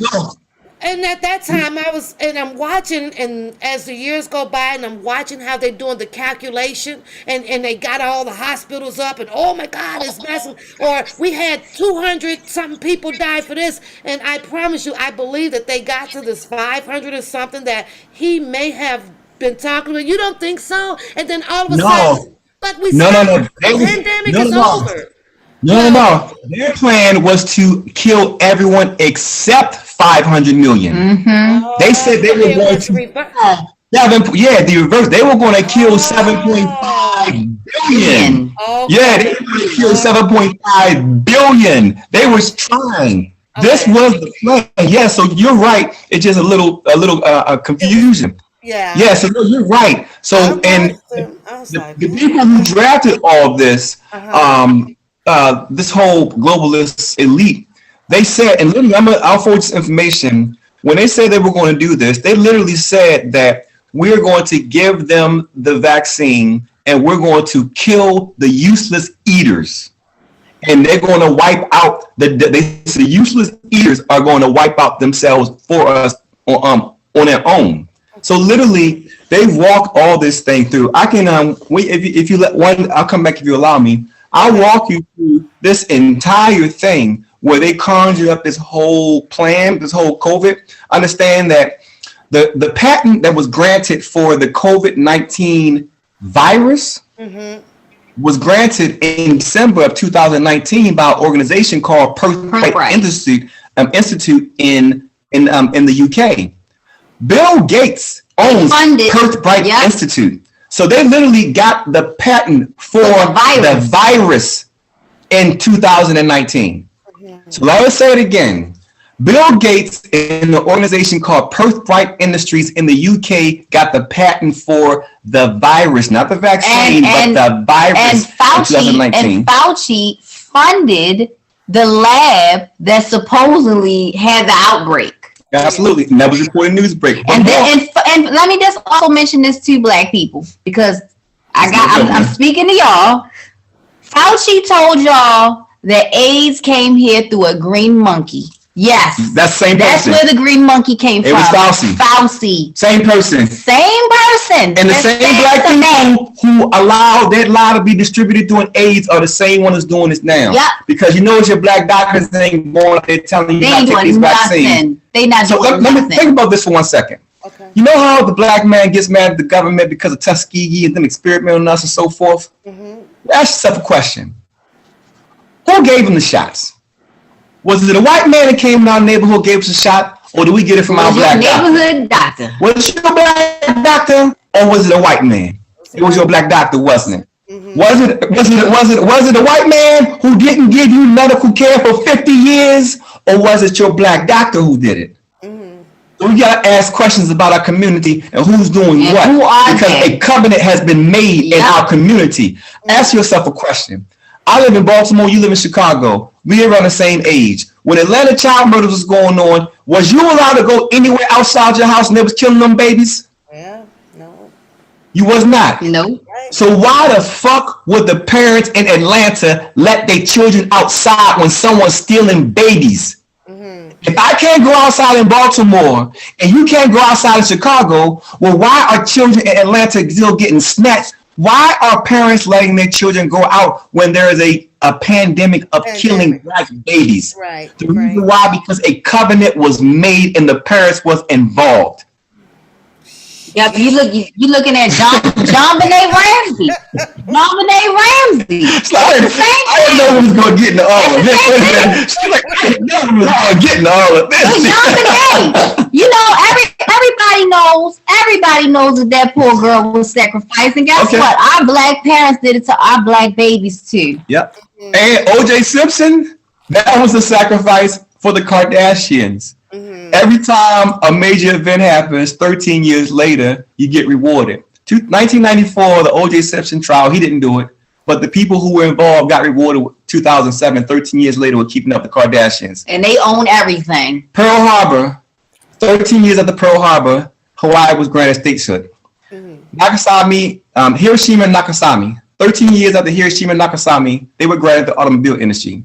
13 years after Oklahoma City bombing, they got the Oklahoma City Thunder. Understand that 13 years after every major event, they get a major reward. They get rewarded. 13 years after the Titanic sank, they got the television, the radio, Sears, Chrysler.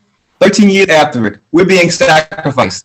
You don't know that we are still being sacrificed right now. 1908, the Cleveland School of burning in Cleveland School, the Collingwood School in 1908 in Cleveland killed 178 children. 1908. 13 years later, 1921, the Mayo Clinic's the Mayo Clinic, you've heard of that in Cleveland, it gets its funding. So whenever you need something major, for example, the fire in Norfolk, the fire that created Norfolk. That was the epidemic. Oh, there was an epidemic in Norfolk. Yellow fever in what's the year? Oh, 1855. Something like that. Look at the history. You're going to find. I promise you. 13 years. Researchers. Sorry. 13 years after your event, you get a reward.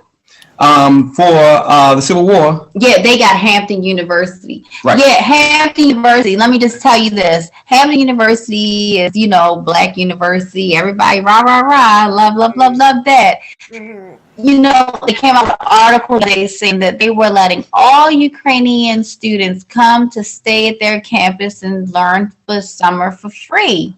100,000 Ukrainian kids get to come to Hampton. Yeah. Because the people who started it wasn't black. That's all right. Of it's a lie. It's all a lie. And it's all a lie. Because guess what? How many black kids are wandering around here with no place to live?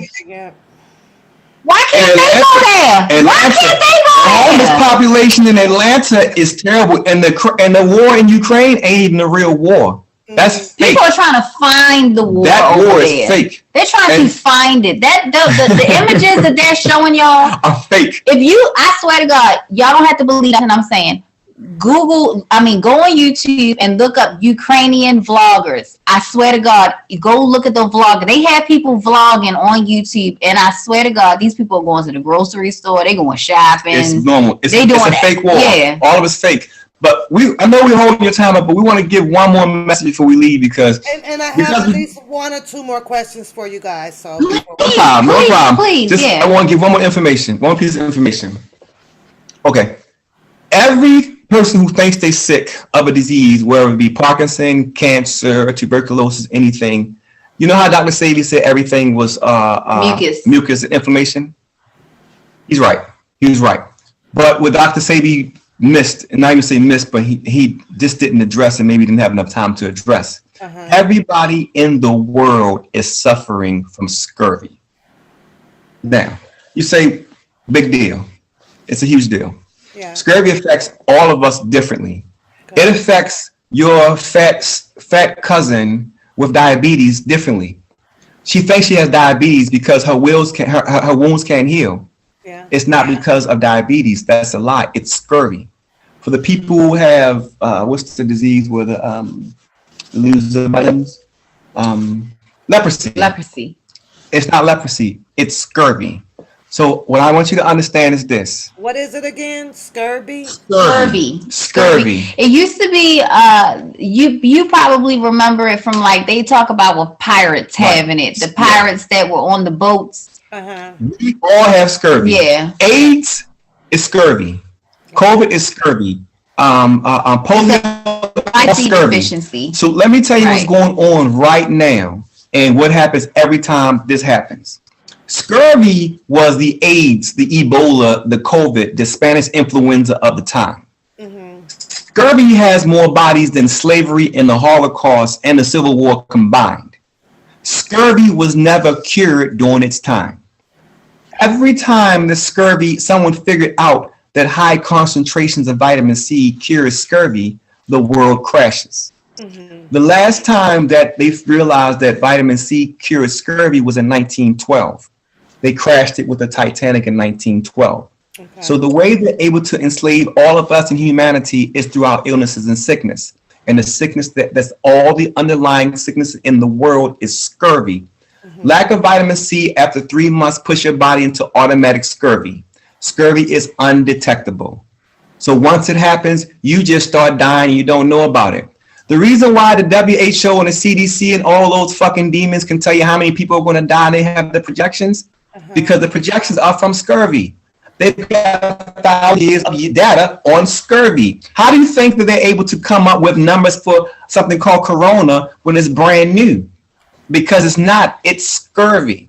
So what happens is after 3 months of lack of vitamin C, your body starts shutting down. If you're 35 with scurvy, it's going to take you 20 years to die. If you're 45, it's going to take 10. They have all of the data and they've got 1,000 years of data. So if you have a person who's sick with anything, they need to simply take, I'm not a doctor, but I would advise them to take 50,000 milligrams of vitamin C. Well, first they want to know tell you to take. How do you detect it is the question. How do you we can't. You can't. It's undetectable, and that's how they've been able to sneak it through. It's undetectable. And they've been using this a lot. They used it during Spanish influenza. Trust me, I'll verify everything I'm saying if you need. But no, They I prefer for you guys to. But I'll send it to you first. Yeah. But they use it. Let me tell you what they do to you as well. They use it during Spanish influenza and during COVID. And what they do is say that this thing is airborne and it's infectious. It is not infectious. Let me tell you how they fooled the world for thousands of years with this same trick. Yeah. The people on the ships after 3 months will get scurvy. And what would happen is everybody on the ship would get scurvy. So they started saying that, oh my God, this stuff is airborne and we're infecting other people. The bubonic plague, the Spanish influenza, people weren't infecting other people. It was a lie. All that was a lie. It was just that scurvy onset at 3 months and everybody got sick at the same time. So they didn't lie about you about things being contagious. It's all a lie. The underlying condition for every illness in humanity is just scurvy. And if you, common sense wise, not you, but just in general, they tell us to take like 500 milligrams of vitamin C per day when we actually need 15,000 per day. And if you don't believe what I'm saying to be true, do you think the pharmaceuticals are trying to treat you or heal you? Which one is it? Well, if they treat you, we were trained that it was healing us. That's what. But what do you know? What do you know? Are they treating us or healing us?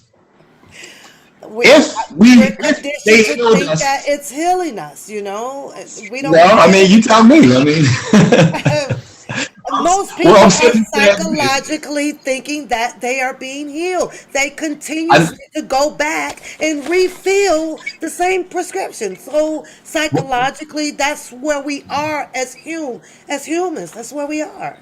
You know. So what I'm telling you is to tell them that that to even ask the question whether if we're thinking that they're trying to heal us or kill us when we're already psychologically programmed that it's healing, that it's gonna, you know what? It's a temporary heal because we keep going back. You know what I'm saying? So no, you got it. No.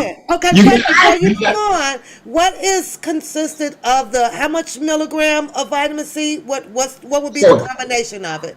Okay, so here's how it works. So if you ever heard of the terminology, the God particle? No. There's something in science. Just ignore it because the people who made it up are frauds and idiots. Okay. There's a group of scientists out there who created something called a terminology called the God particle, and they call this thing called the Higgs boson the God particle because they said that when they were able to reenact the creation of the whole universe, they were able to find particles that started all life. And they call it the Higgs boson, and they call it the God particle. And actually, I found the Higgs boson. I found the actual God particle. It's not the Higgs boson. I'm not the first person to find it. I'm just the person who found it this generation, this time around, because every time somebody finds this, they crash the world. So if you want to know what they were talking about in here, I'm going to get in a good fight, but let's bring it on since I'm about to end. I can leave out in the fight. The Christ that people were talking about that's coming to save us, the Christ they're talking about is vitamin C. When they're talking about the Christ coming to save the world, they're talking about vitamin C. And if you don't believe me, let me back it up with 3 physical things, and you tell me if it makes any sense. First off, I'm going to send you over the molecular makeup. Hey, can you let me share? Sure. Casper? I think I'm going to send you over. It may be okay. For it. I'm not sure. Okay. I probably don't have it open to share. Okay. If you can send it to her, I'm going to send you the molecular makeup of vitamin C. I'm going to send it to you then, and I'm going to let you share it, okay? Please post it, because I'm going to show you something that I promise you've never seen. I'm going to show you God tonight. I'm going to show you physical proof of God. She's sending that. I want to ask you because obviously you got your Einstein thing going on for it. We're going back to the eyewear just for a second, okay? What have you done? Nothing is right. What are you doing now to put this out to the public? Aren't you interested in helping the public as well? So here's what we've done. I've created a career for your 10-year-old.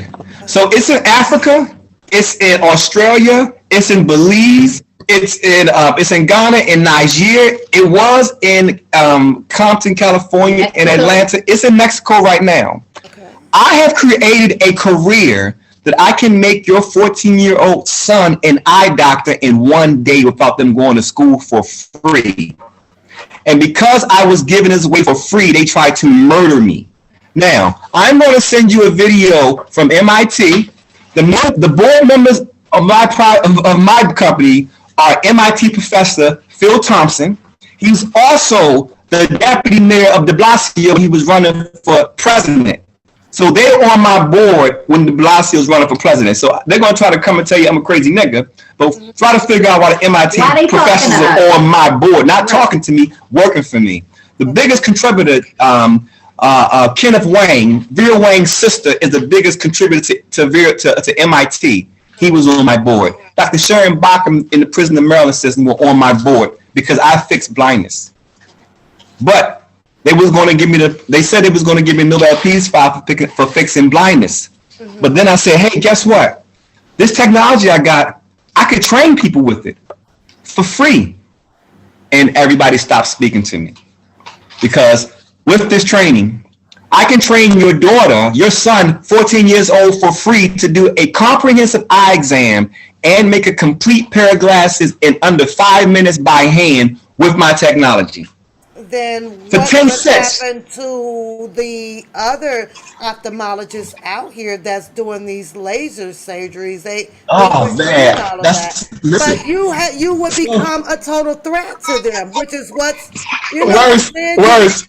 I broke it. I broke the entire optical system, and nobody knows about it yet. Mm-hmm. The optical system is a 24 trillion with a T dollar industry. 24 trillion. My technology and this, I broke a 49 billion euro company with a 10-cent piece of plastic in my technology. Mm-hmm. So I have a particular product called the iDoc iKnock. It's a pair of binoculars, costs $25. It would allow you or your 10-year-old daughter, I'm just using this for example, to do an eye exam by yourself in 30 seconds, far superior to any eye doctor in the world. And you get to keep the binoculars. So I put them all out of business. And all the equipment that makes all the eyeglasses in the world, my technology, involves no equipment. Give it to us. We have people like give it to us. Okay, so here we go. So check it out. It's late, but I appreciate you allowing me to talk about this. We're enjoying. I want you to come back too, because you might have some people we might want to try them out. Listen, I'm not trying it out. I promise you, everyone who's listening right now, if they send you their eyeglass prescription, I will make them a free pair of glasses regardless of the prescription. Every single person on your chat. Mm-hmm. I donated $3 million to the Black Panthers organizations over the summer for them to start this program to train 30,000 children to be eye doctors at my expense. Mm-hmm. They kept the money, didn't give it to the children. So me giving your viewers some glasses, I don't give a shit about. I've donated more than $15 million worth of glasses to worldwide since the start of COVID. So I don't care. So I'm just getting the technology out there. So basically, I'm not even worried about selling it because God has blessed me. I know that just me getting out there does it. So I'm trying to bring awareness that, number one, blindness has been resolved. Number two, if everyone has scurvy, 15,000 milligrams of vitamin C every day cures cancer, autism. You got one of those children out there who got them shots, got autism. Mm-hmm. 15,000 milligrams per day restores them 100%, and not some version of what the doctor told you. It fully restores the children. The last time this happened, they broke the world. So that's my message. We have a job and a career available for humanity. If you don't have a job, if you are a single mother and got 5 children, we encourage you to take your children to work with you with this career. Mm-hmm. And if you don't have money to get started with it, we will front you all your equipment because you need nothing but your hands. We supply you with the frames. You're going to see that, I promise you, We had the best looking glasses in the whole world. We spent our all money for it. Everything is slick, high end. We spared no expense because this belongs to humanity. So we gave you all the best. We did nothing cheap. We did everything the best, and it's for you. We're giving it away, and we're giving training away. It's for everybody, and you get to walk away. This ain't worth this training. Your 10-year-old, 14-year-old child will make more than that eye doctor who went to school and spent $500,000 for their education, and I'm giving it away. Okay. So you can imagine that if I'm giving that away, that's why they had to kick me out of the prison system, because I was training the inmates. And we know that recidivism is the reason why the people are in prison. Recidivism.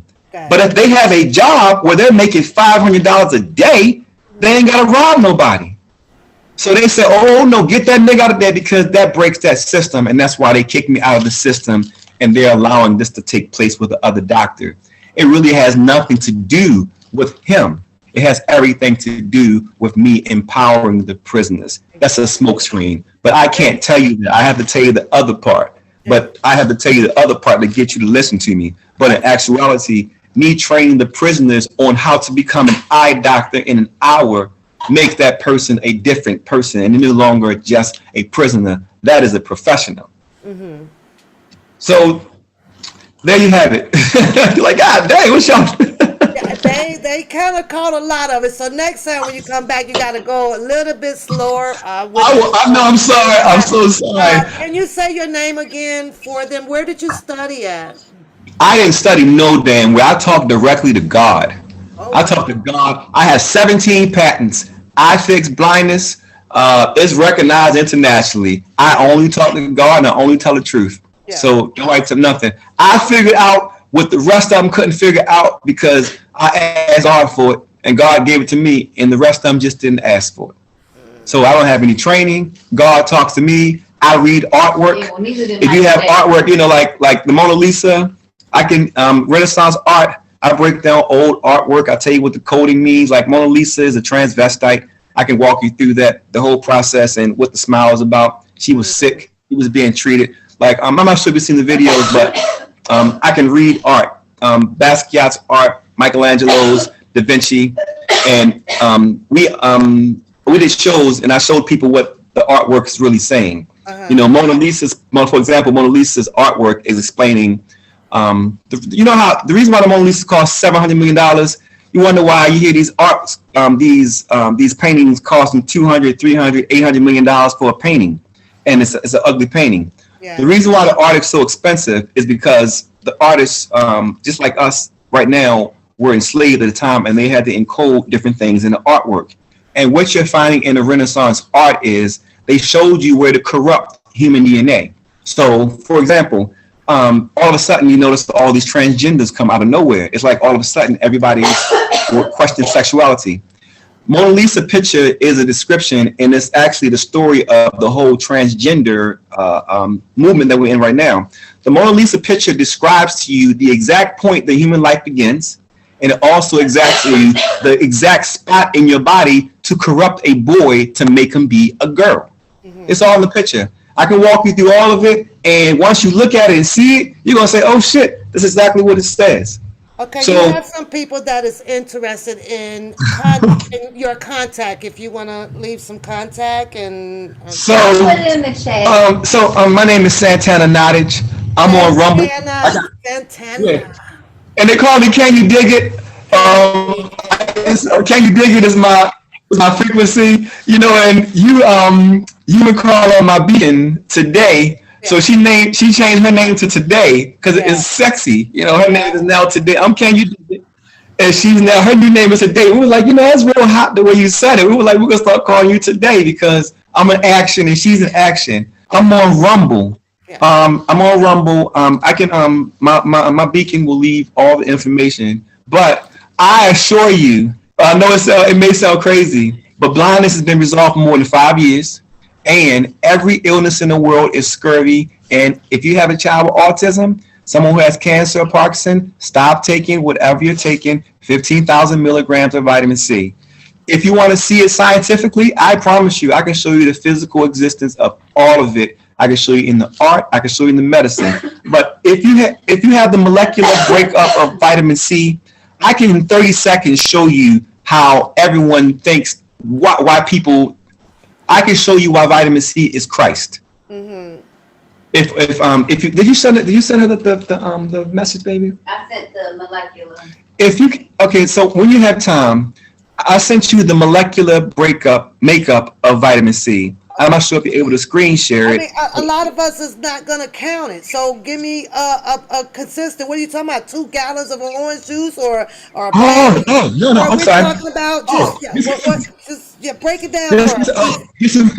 Get some vitamin C tablets. It's much easier. You get a higher dose. Yeah, get some and about 800 is the highest you can yeah. get much. That's right. So take a bunch of them. Okay. Blood oranges are the best source. Okay. Blood oranges, lemons, limes aren't very good, but blood oranges, but limes and oranges, the citrus, the Christus, the citrus and the Christus is the same thing. The Christus, the Christ, the citrus. Okay. The molecular makeup for vitamin C, you have a picture of it. If you look at it, you're going to see that the molecular makeup for vitamin C is ho, ho, ho, because it is a gift for humanity. It's also Santa Claus. It's Christ Kringle. It's Christ Kringle. It's the Santa Claus. The active ingredient in vitamin C is an ingredient called chrysanthemum. Mm-hmm. So vitamin C is a particular, it's not even really a vitamin. It's actually something called absorbic acid. So basically, if you don't have absorbic acid, anything that you eat won't absorb to your body. Fat people who overeat aren't overeating because they're hungry or because they're greedy. They're overeating because they're trying to get the vitamin C. We are literally looking for vitamin C in our food. Mm-hmm. If you take 15,000 milligrams of vitamin C and you only need 5,000, your body will piss out the rest. Just like the Christ.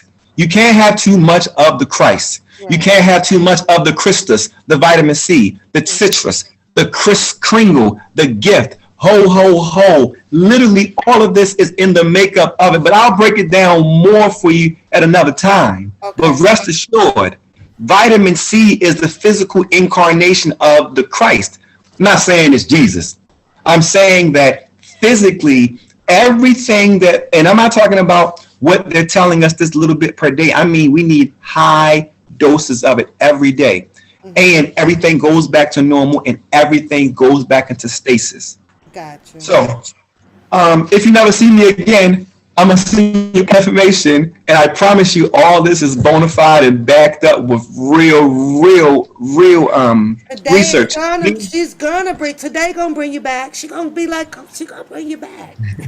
So I do apologize for my brash demeanor, but we don't have any time off. Like our life is this existence, so everything is this existence. Yes, I understand. So I'm gonna have her send you all the information though. But we have some. I mean, I can't wait to if you have time.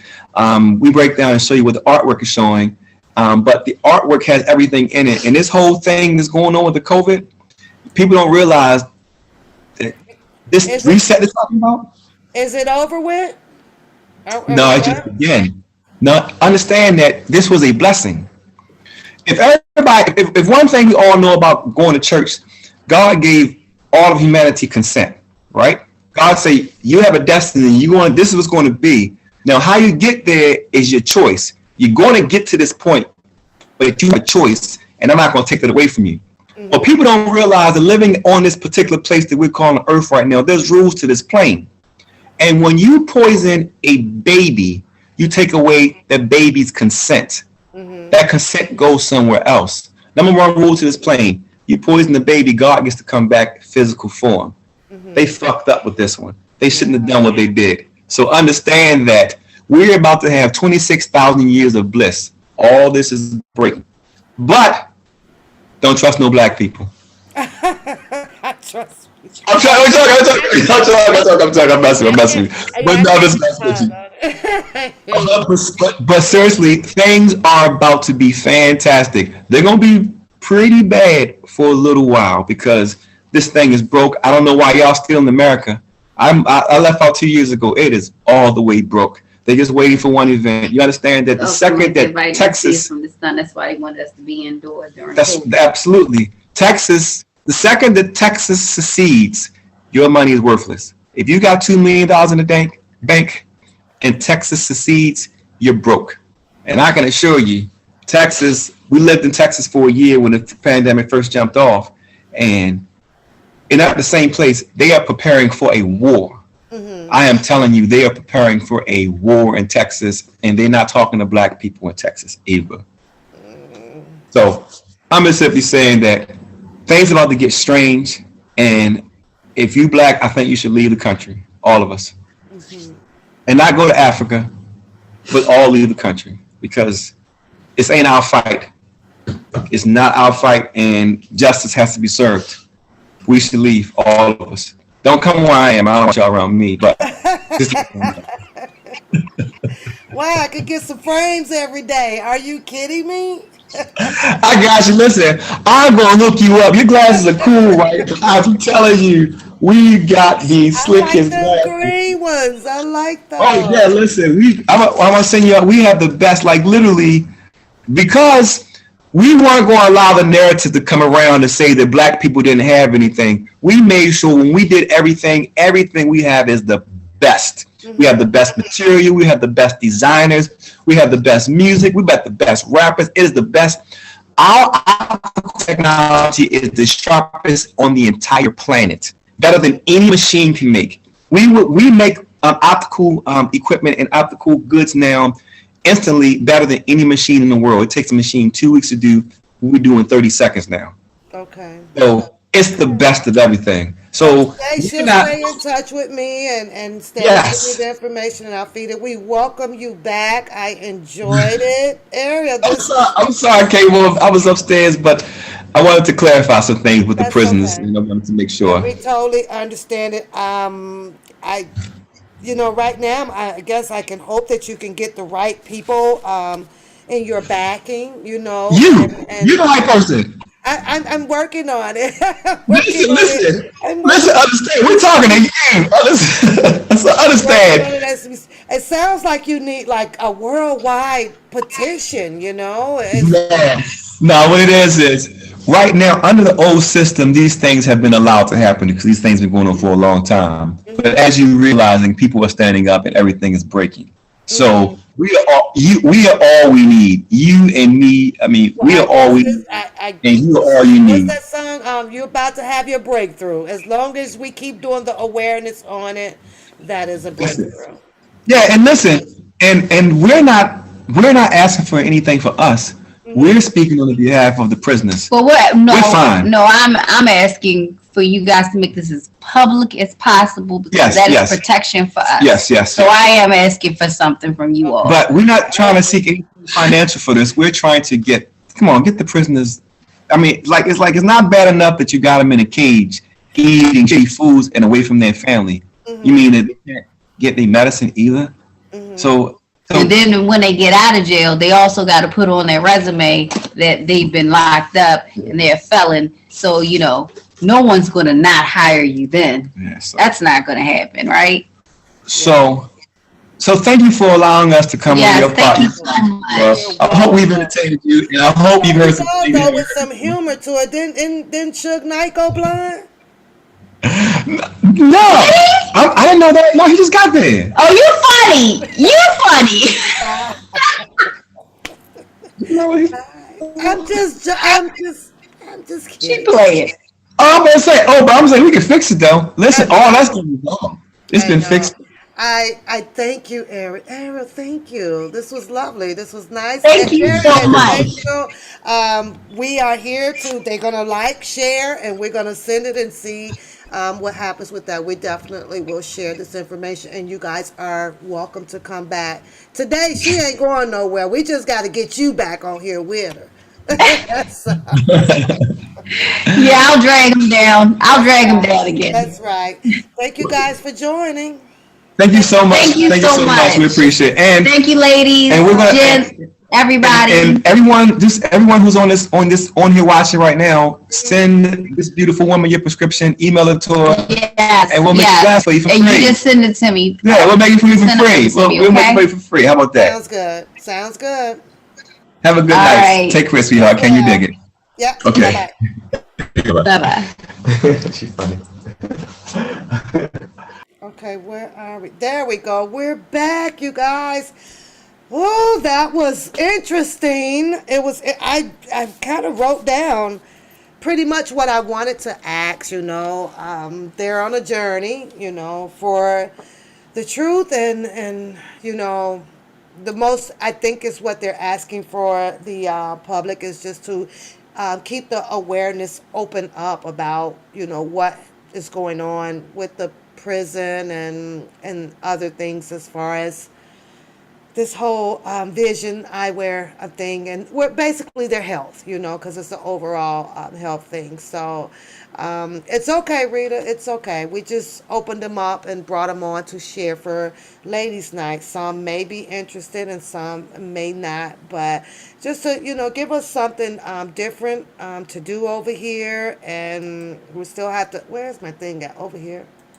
you know and let people have what they have, and some may be on board and some may not. That's it. So to get to know and get the feel of their channel, I pinned it up at the top. He's on You Dig. Can you dig it? I think it's like 3 ones or something behind it, but the link is up top if you kind of just want to go hear more and see who he has affiliated himself with throughout his awareness, and people he has contacted and things like that. By all means, go ahead and do so. But you're welcome, Audrey. I just we just thought we'll have some a different dialogue today, something a little bit more knowledgeable about what's going on out there. That's it, and that's all. That's it, and that's all. I'm gonna share my channel over on the my other sites, and who knows, they just may get the backing from people that wants to go with them on their journey. So I'm going to end the show. I have to get up here at 6:30 to make it to work tomorrow. Um, what y'all say? That Yeah, she kind of caught a cough back there in the background, but we all do. We all do. I just stay supplied up over here with water and stuff. Muddy she says that, oh, we got to get him to slow down because I get it.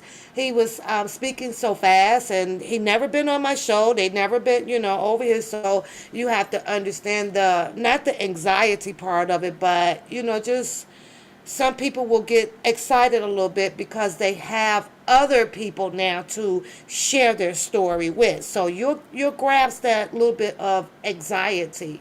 So, it is what it is. But I thought that it worked it out okay tonight. Thank you, Priscilla. Now, I hate to hey Alma, I didn't know you was in there. I hate to leave you, but I gotta go. So Dimitri, like he said, I can get him to Ariel, and but like I say, the link is up at the top, Dimitri. So if you want, and because because I have mine, they're on a piece of paper, and I'm gonna take a photocopy of it, and then I'll send it to Ariel, and maybe they'll make me one, and put them in a nice. I like those big green frames, and we'll see how it works. So you say work it, pal. I had just well, you been asleep all day. I slept quite a bit today too, though. Latanya, you thought Sharon sat with the young lady was there seeing her dad. When Joy was there as well, as she thought it was. You know what? I think I could have sworn as I was scrolling that I did see something about Sharon saying something about it was Joy that went in for a visit or something. And then I'm like, well, later on, I'm sitting here watching the video, and then it was XXL, and that wasn't Joy. That was, unless it was something different though, Latanya. Unless she's talking about something different. I don't know. But it's funny how there's a person out here that says that they got the phone call from Kelly, and you can hear Kelly singing to the young lady, and then it's something every time, Latanya. It is something every every time with Mr. Kelly. It's damn if you do, damn if you don't. You said, Pat, oh, you have those frames? Or I want to. Well, I'm a bit like you. I like those. I like that color. So yeah, I like them. You know, I mean, like you say, eyewear do cost a lot of money. You know, I have you know the insurance. I have my eyewear insurance and my health insurance and stuff, and my dental insurance. Right. So, but you know, glasses. I'm gonna be honest with you. I ain't seen, glasses where they was supposed to be like really cute, cute, cute. My mom bought a pair of, I think that they were Gucci or something like that, right? 6, 7, I don't know, 700, maybe 800. I don't know. They were expensive, and they were sharp as hell, right? Now I'm like, okay, I just need to see. And unfortunately, I am up here where you have selective, minimum of selective, choices of what you want. I have been wearing these and then another 3 pair upstairs, and then I was thinking, you try to find some way to pizzazz it up. It doesn't matter because people gonna talk about your glasses day in and day out, and knowing that they over there putting some glasses on too. We are starting to our vision is starting to weaken. A lot of people it does. It could be because of we're not receiving the right vitamins or whatever. But I kid y'all, I used to eat carrots like crazy. That shit didn't work. I'm like, oh my God. I started wearing glasses. I don't even remember. But it's not like that I can't see without them. I see perfectly well without them. It's just the fact that you have a choice to get your reading glasses or this, and I just decided, you know what? I'm not going to be putting glasses on and off to just read. I just decided to select a pair. Booyah, keep them on my face now. I ain't got time to be off and on to try to read something. Now they're there. I can just open the book and read it. You said that you had 3 scripts from the same place, and so my glasses just do not work at all. I hope that he can help me. We'll see. You know what, Audrey? We'll do it together. We'll do it together. You say, that's what we'll do. We'll do it together. Let's get us the same pair. Let's send our prescription in and rock the same pair. But I don't see what's wrong with them. When I was born and growing up, I watched a whole dozen of people in eyewear before I even got to be out of grade school. But now it's if you wear them, and of course it was one of the kindergarten jokes or the playground jokes with what do they call them? Are you blind with your bifocals and this or this or that? And when I got older, I couldn't. I try to understand why do people make fun of people with glasses on. It's like that's the stupidest thing like ever. When you know that there's someone in your family, it might be your mom, it might be your dad, it might be who is walking around in eyewear. If it's a part of a enhancer, a helper to help you with anything to do with your body, health wise. Why is it a joke? Why is it a mimic? I don't understand that. That shit crazy as hell. But those are what you call your goofy people. Like, seriously? Oh, and what difference does it make when you sitting here and you have the option to pick whatever type of glasses you want to wear to your face? What may not look good to you? I looked in the mirror and I thought that these actually, I was like, you know what? I'm kind of feeling these. I'm gonna put the tint in them. I have the permanent tint, and so I was like, I feel this. These is cute. Same where you go and get your shoes or shirt and stuff. You feel it. So there you go. So please subscribe to the. I think I did already, if I'm not mistaken. So I'm gonna have to go back and do so. But that's all a part of growing up, whatever. You say they always have to put that out, the sexual assault charges in the racketeering. They just can't say that you right. I've read that, you right. I don't know. They always add that on there. I agree with you. Whenever they're talking about Mr. Kelly, Latanya, they never leave that off out of no titles at all. Mm-mm. But it is getting late. Why are you still here, girl? Not tonight. Who sing that song? Who sing that song, y'all? It's getting late. Shannon, who sing that song? Why are you still here, girl? Yeah, tonight. You don't even know, do you? You don't even know, do you? I got to go. Rita, have a good night. Today, thanks for joining us. Make sure you get that information to me. Audrey, Latanya, Shannon, Beauty, my loves. Let me see, who else am I missing? Who am I missing? Told you so extra, but I know Don't what wanna I'm say. saying. Native, Muddy. Thanks for joining. Thanks for joining, you guys. Who am I missing? Demetria. Thanks for joining. Harlem, Everyday. Thanks for joining. Alma, thanks for joining. Shady, thanks for joining. Petey Q, thanks for joining. I appreciate you guys. Make sure you hit the like, the subscribe button, share this commentary today, you guys. So, with that being said, Pap got to get on up out of here. See y'all next time. We can go all night. We can go all night. We can do it all night. Do we heal? Do we bleed? I'ma follow your lead. We can do it all night. Now all of my calls go to voicemail. I block you so I don't raise hell. Should've talked through it in detail. Our separate ways ain't gon' end well. No, but when we get back, it's like oh my.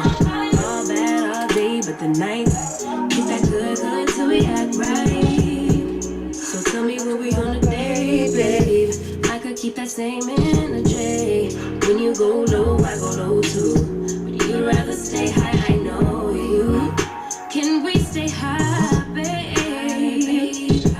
I'd rather be on that wave. Tryna control our emotions. If we on the right side of passion, we could share love in the ocean. But if you wanna go insane the way, baby, we could go on.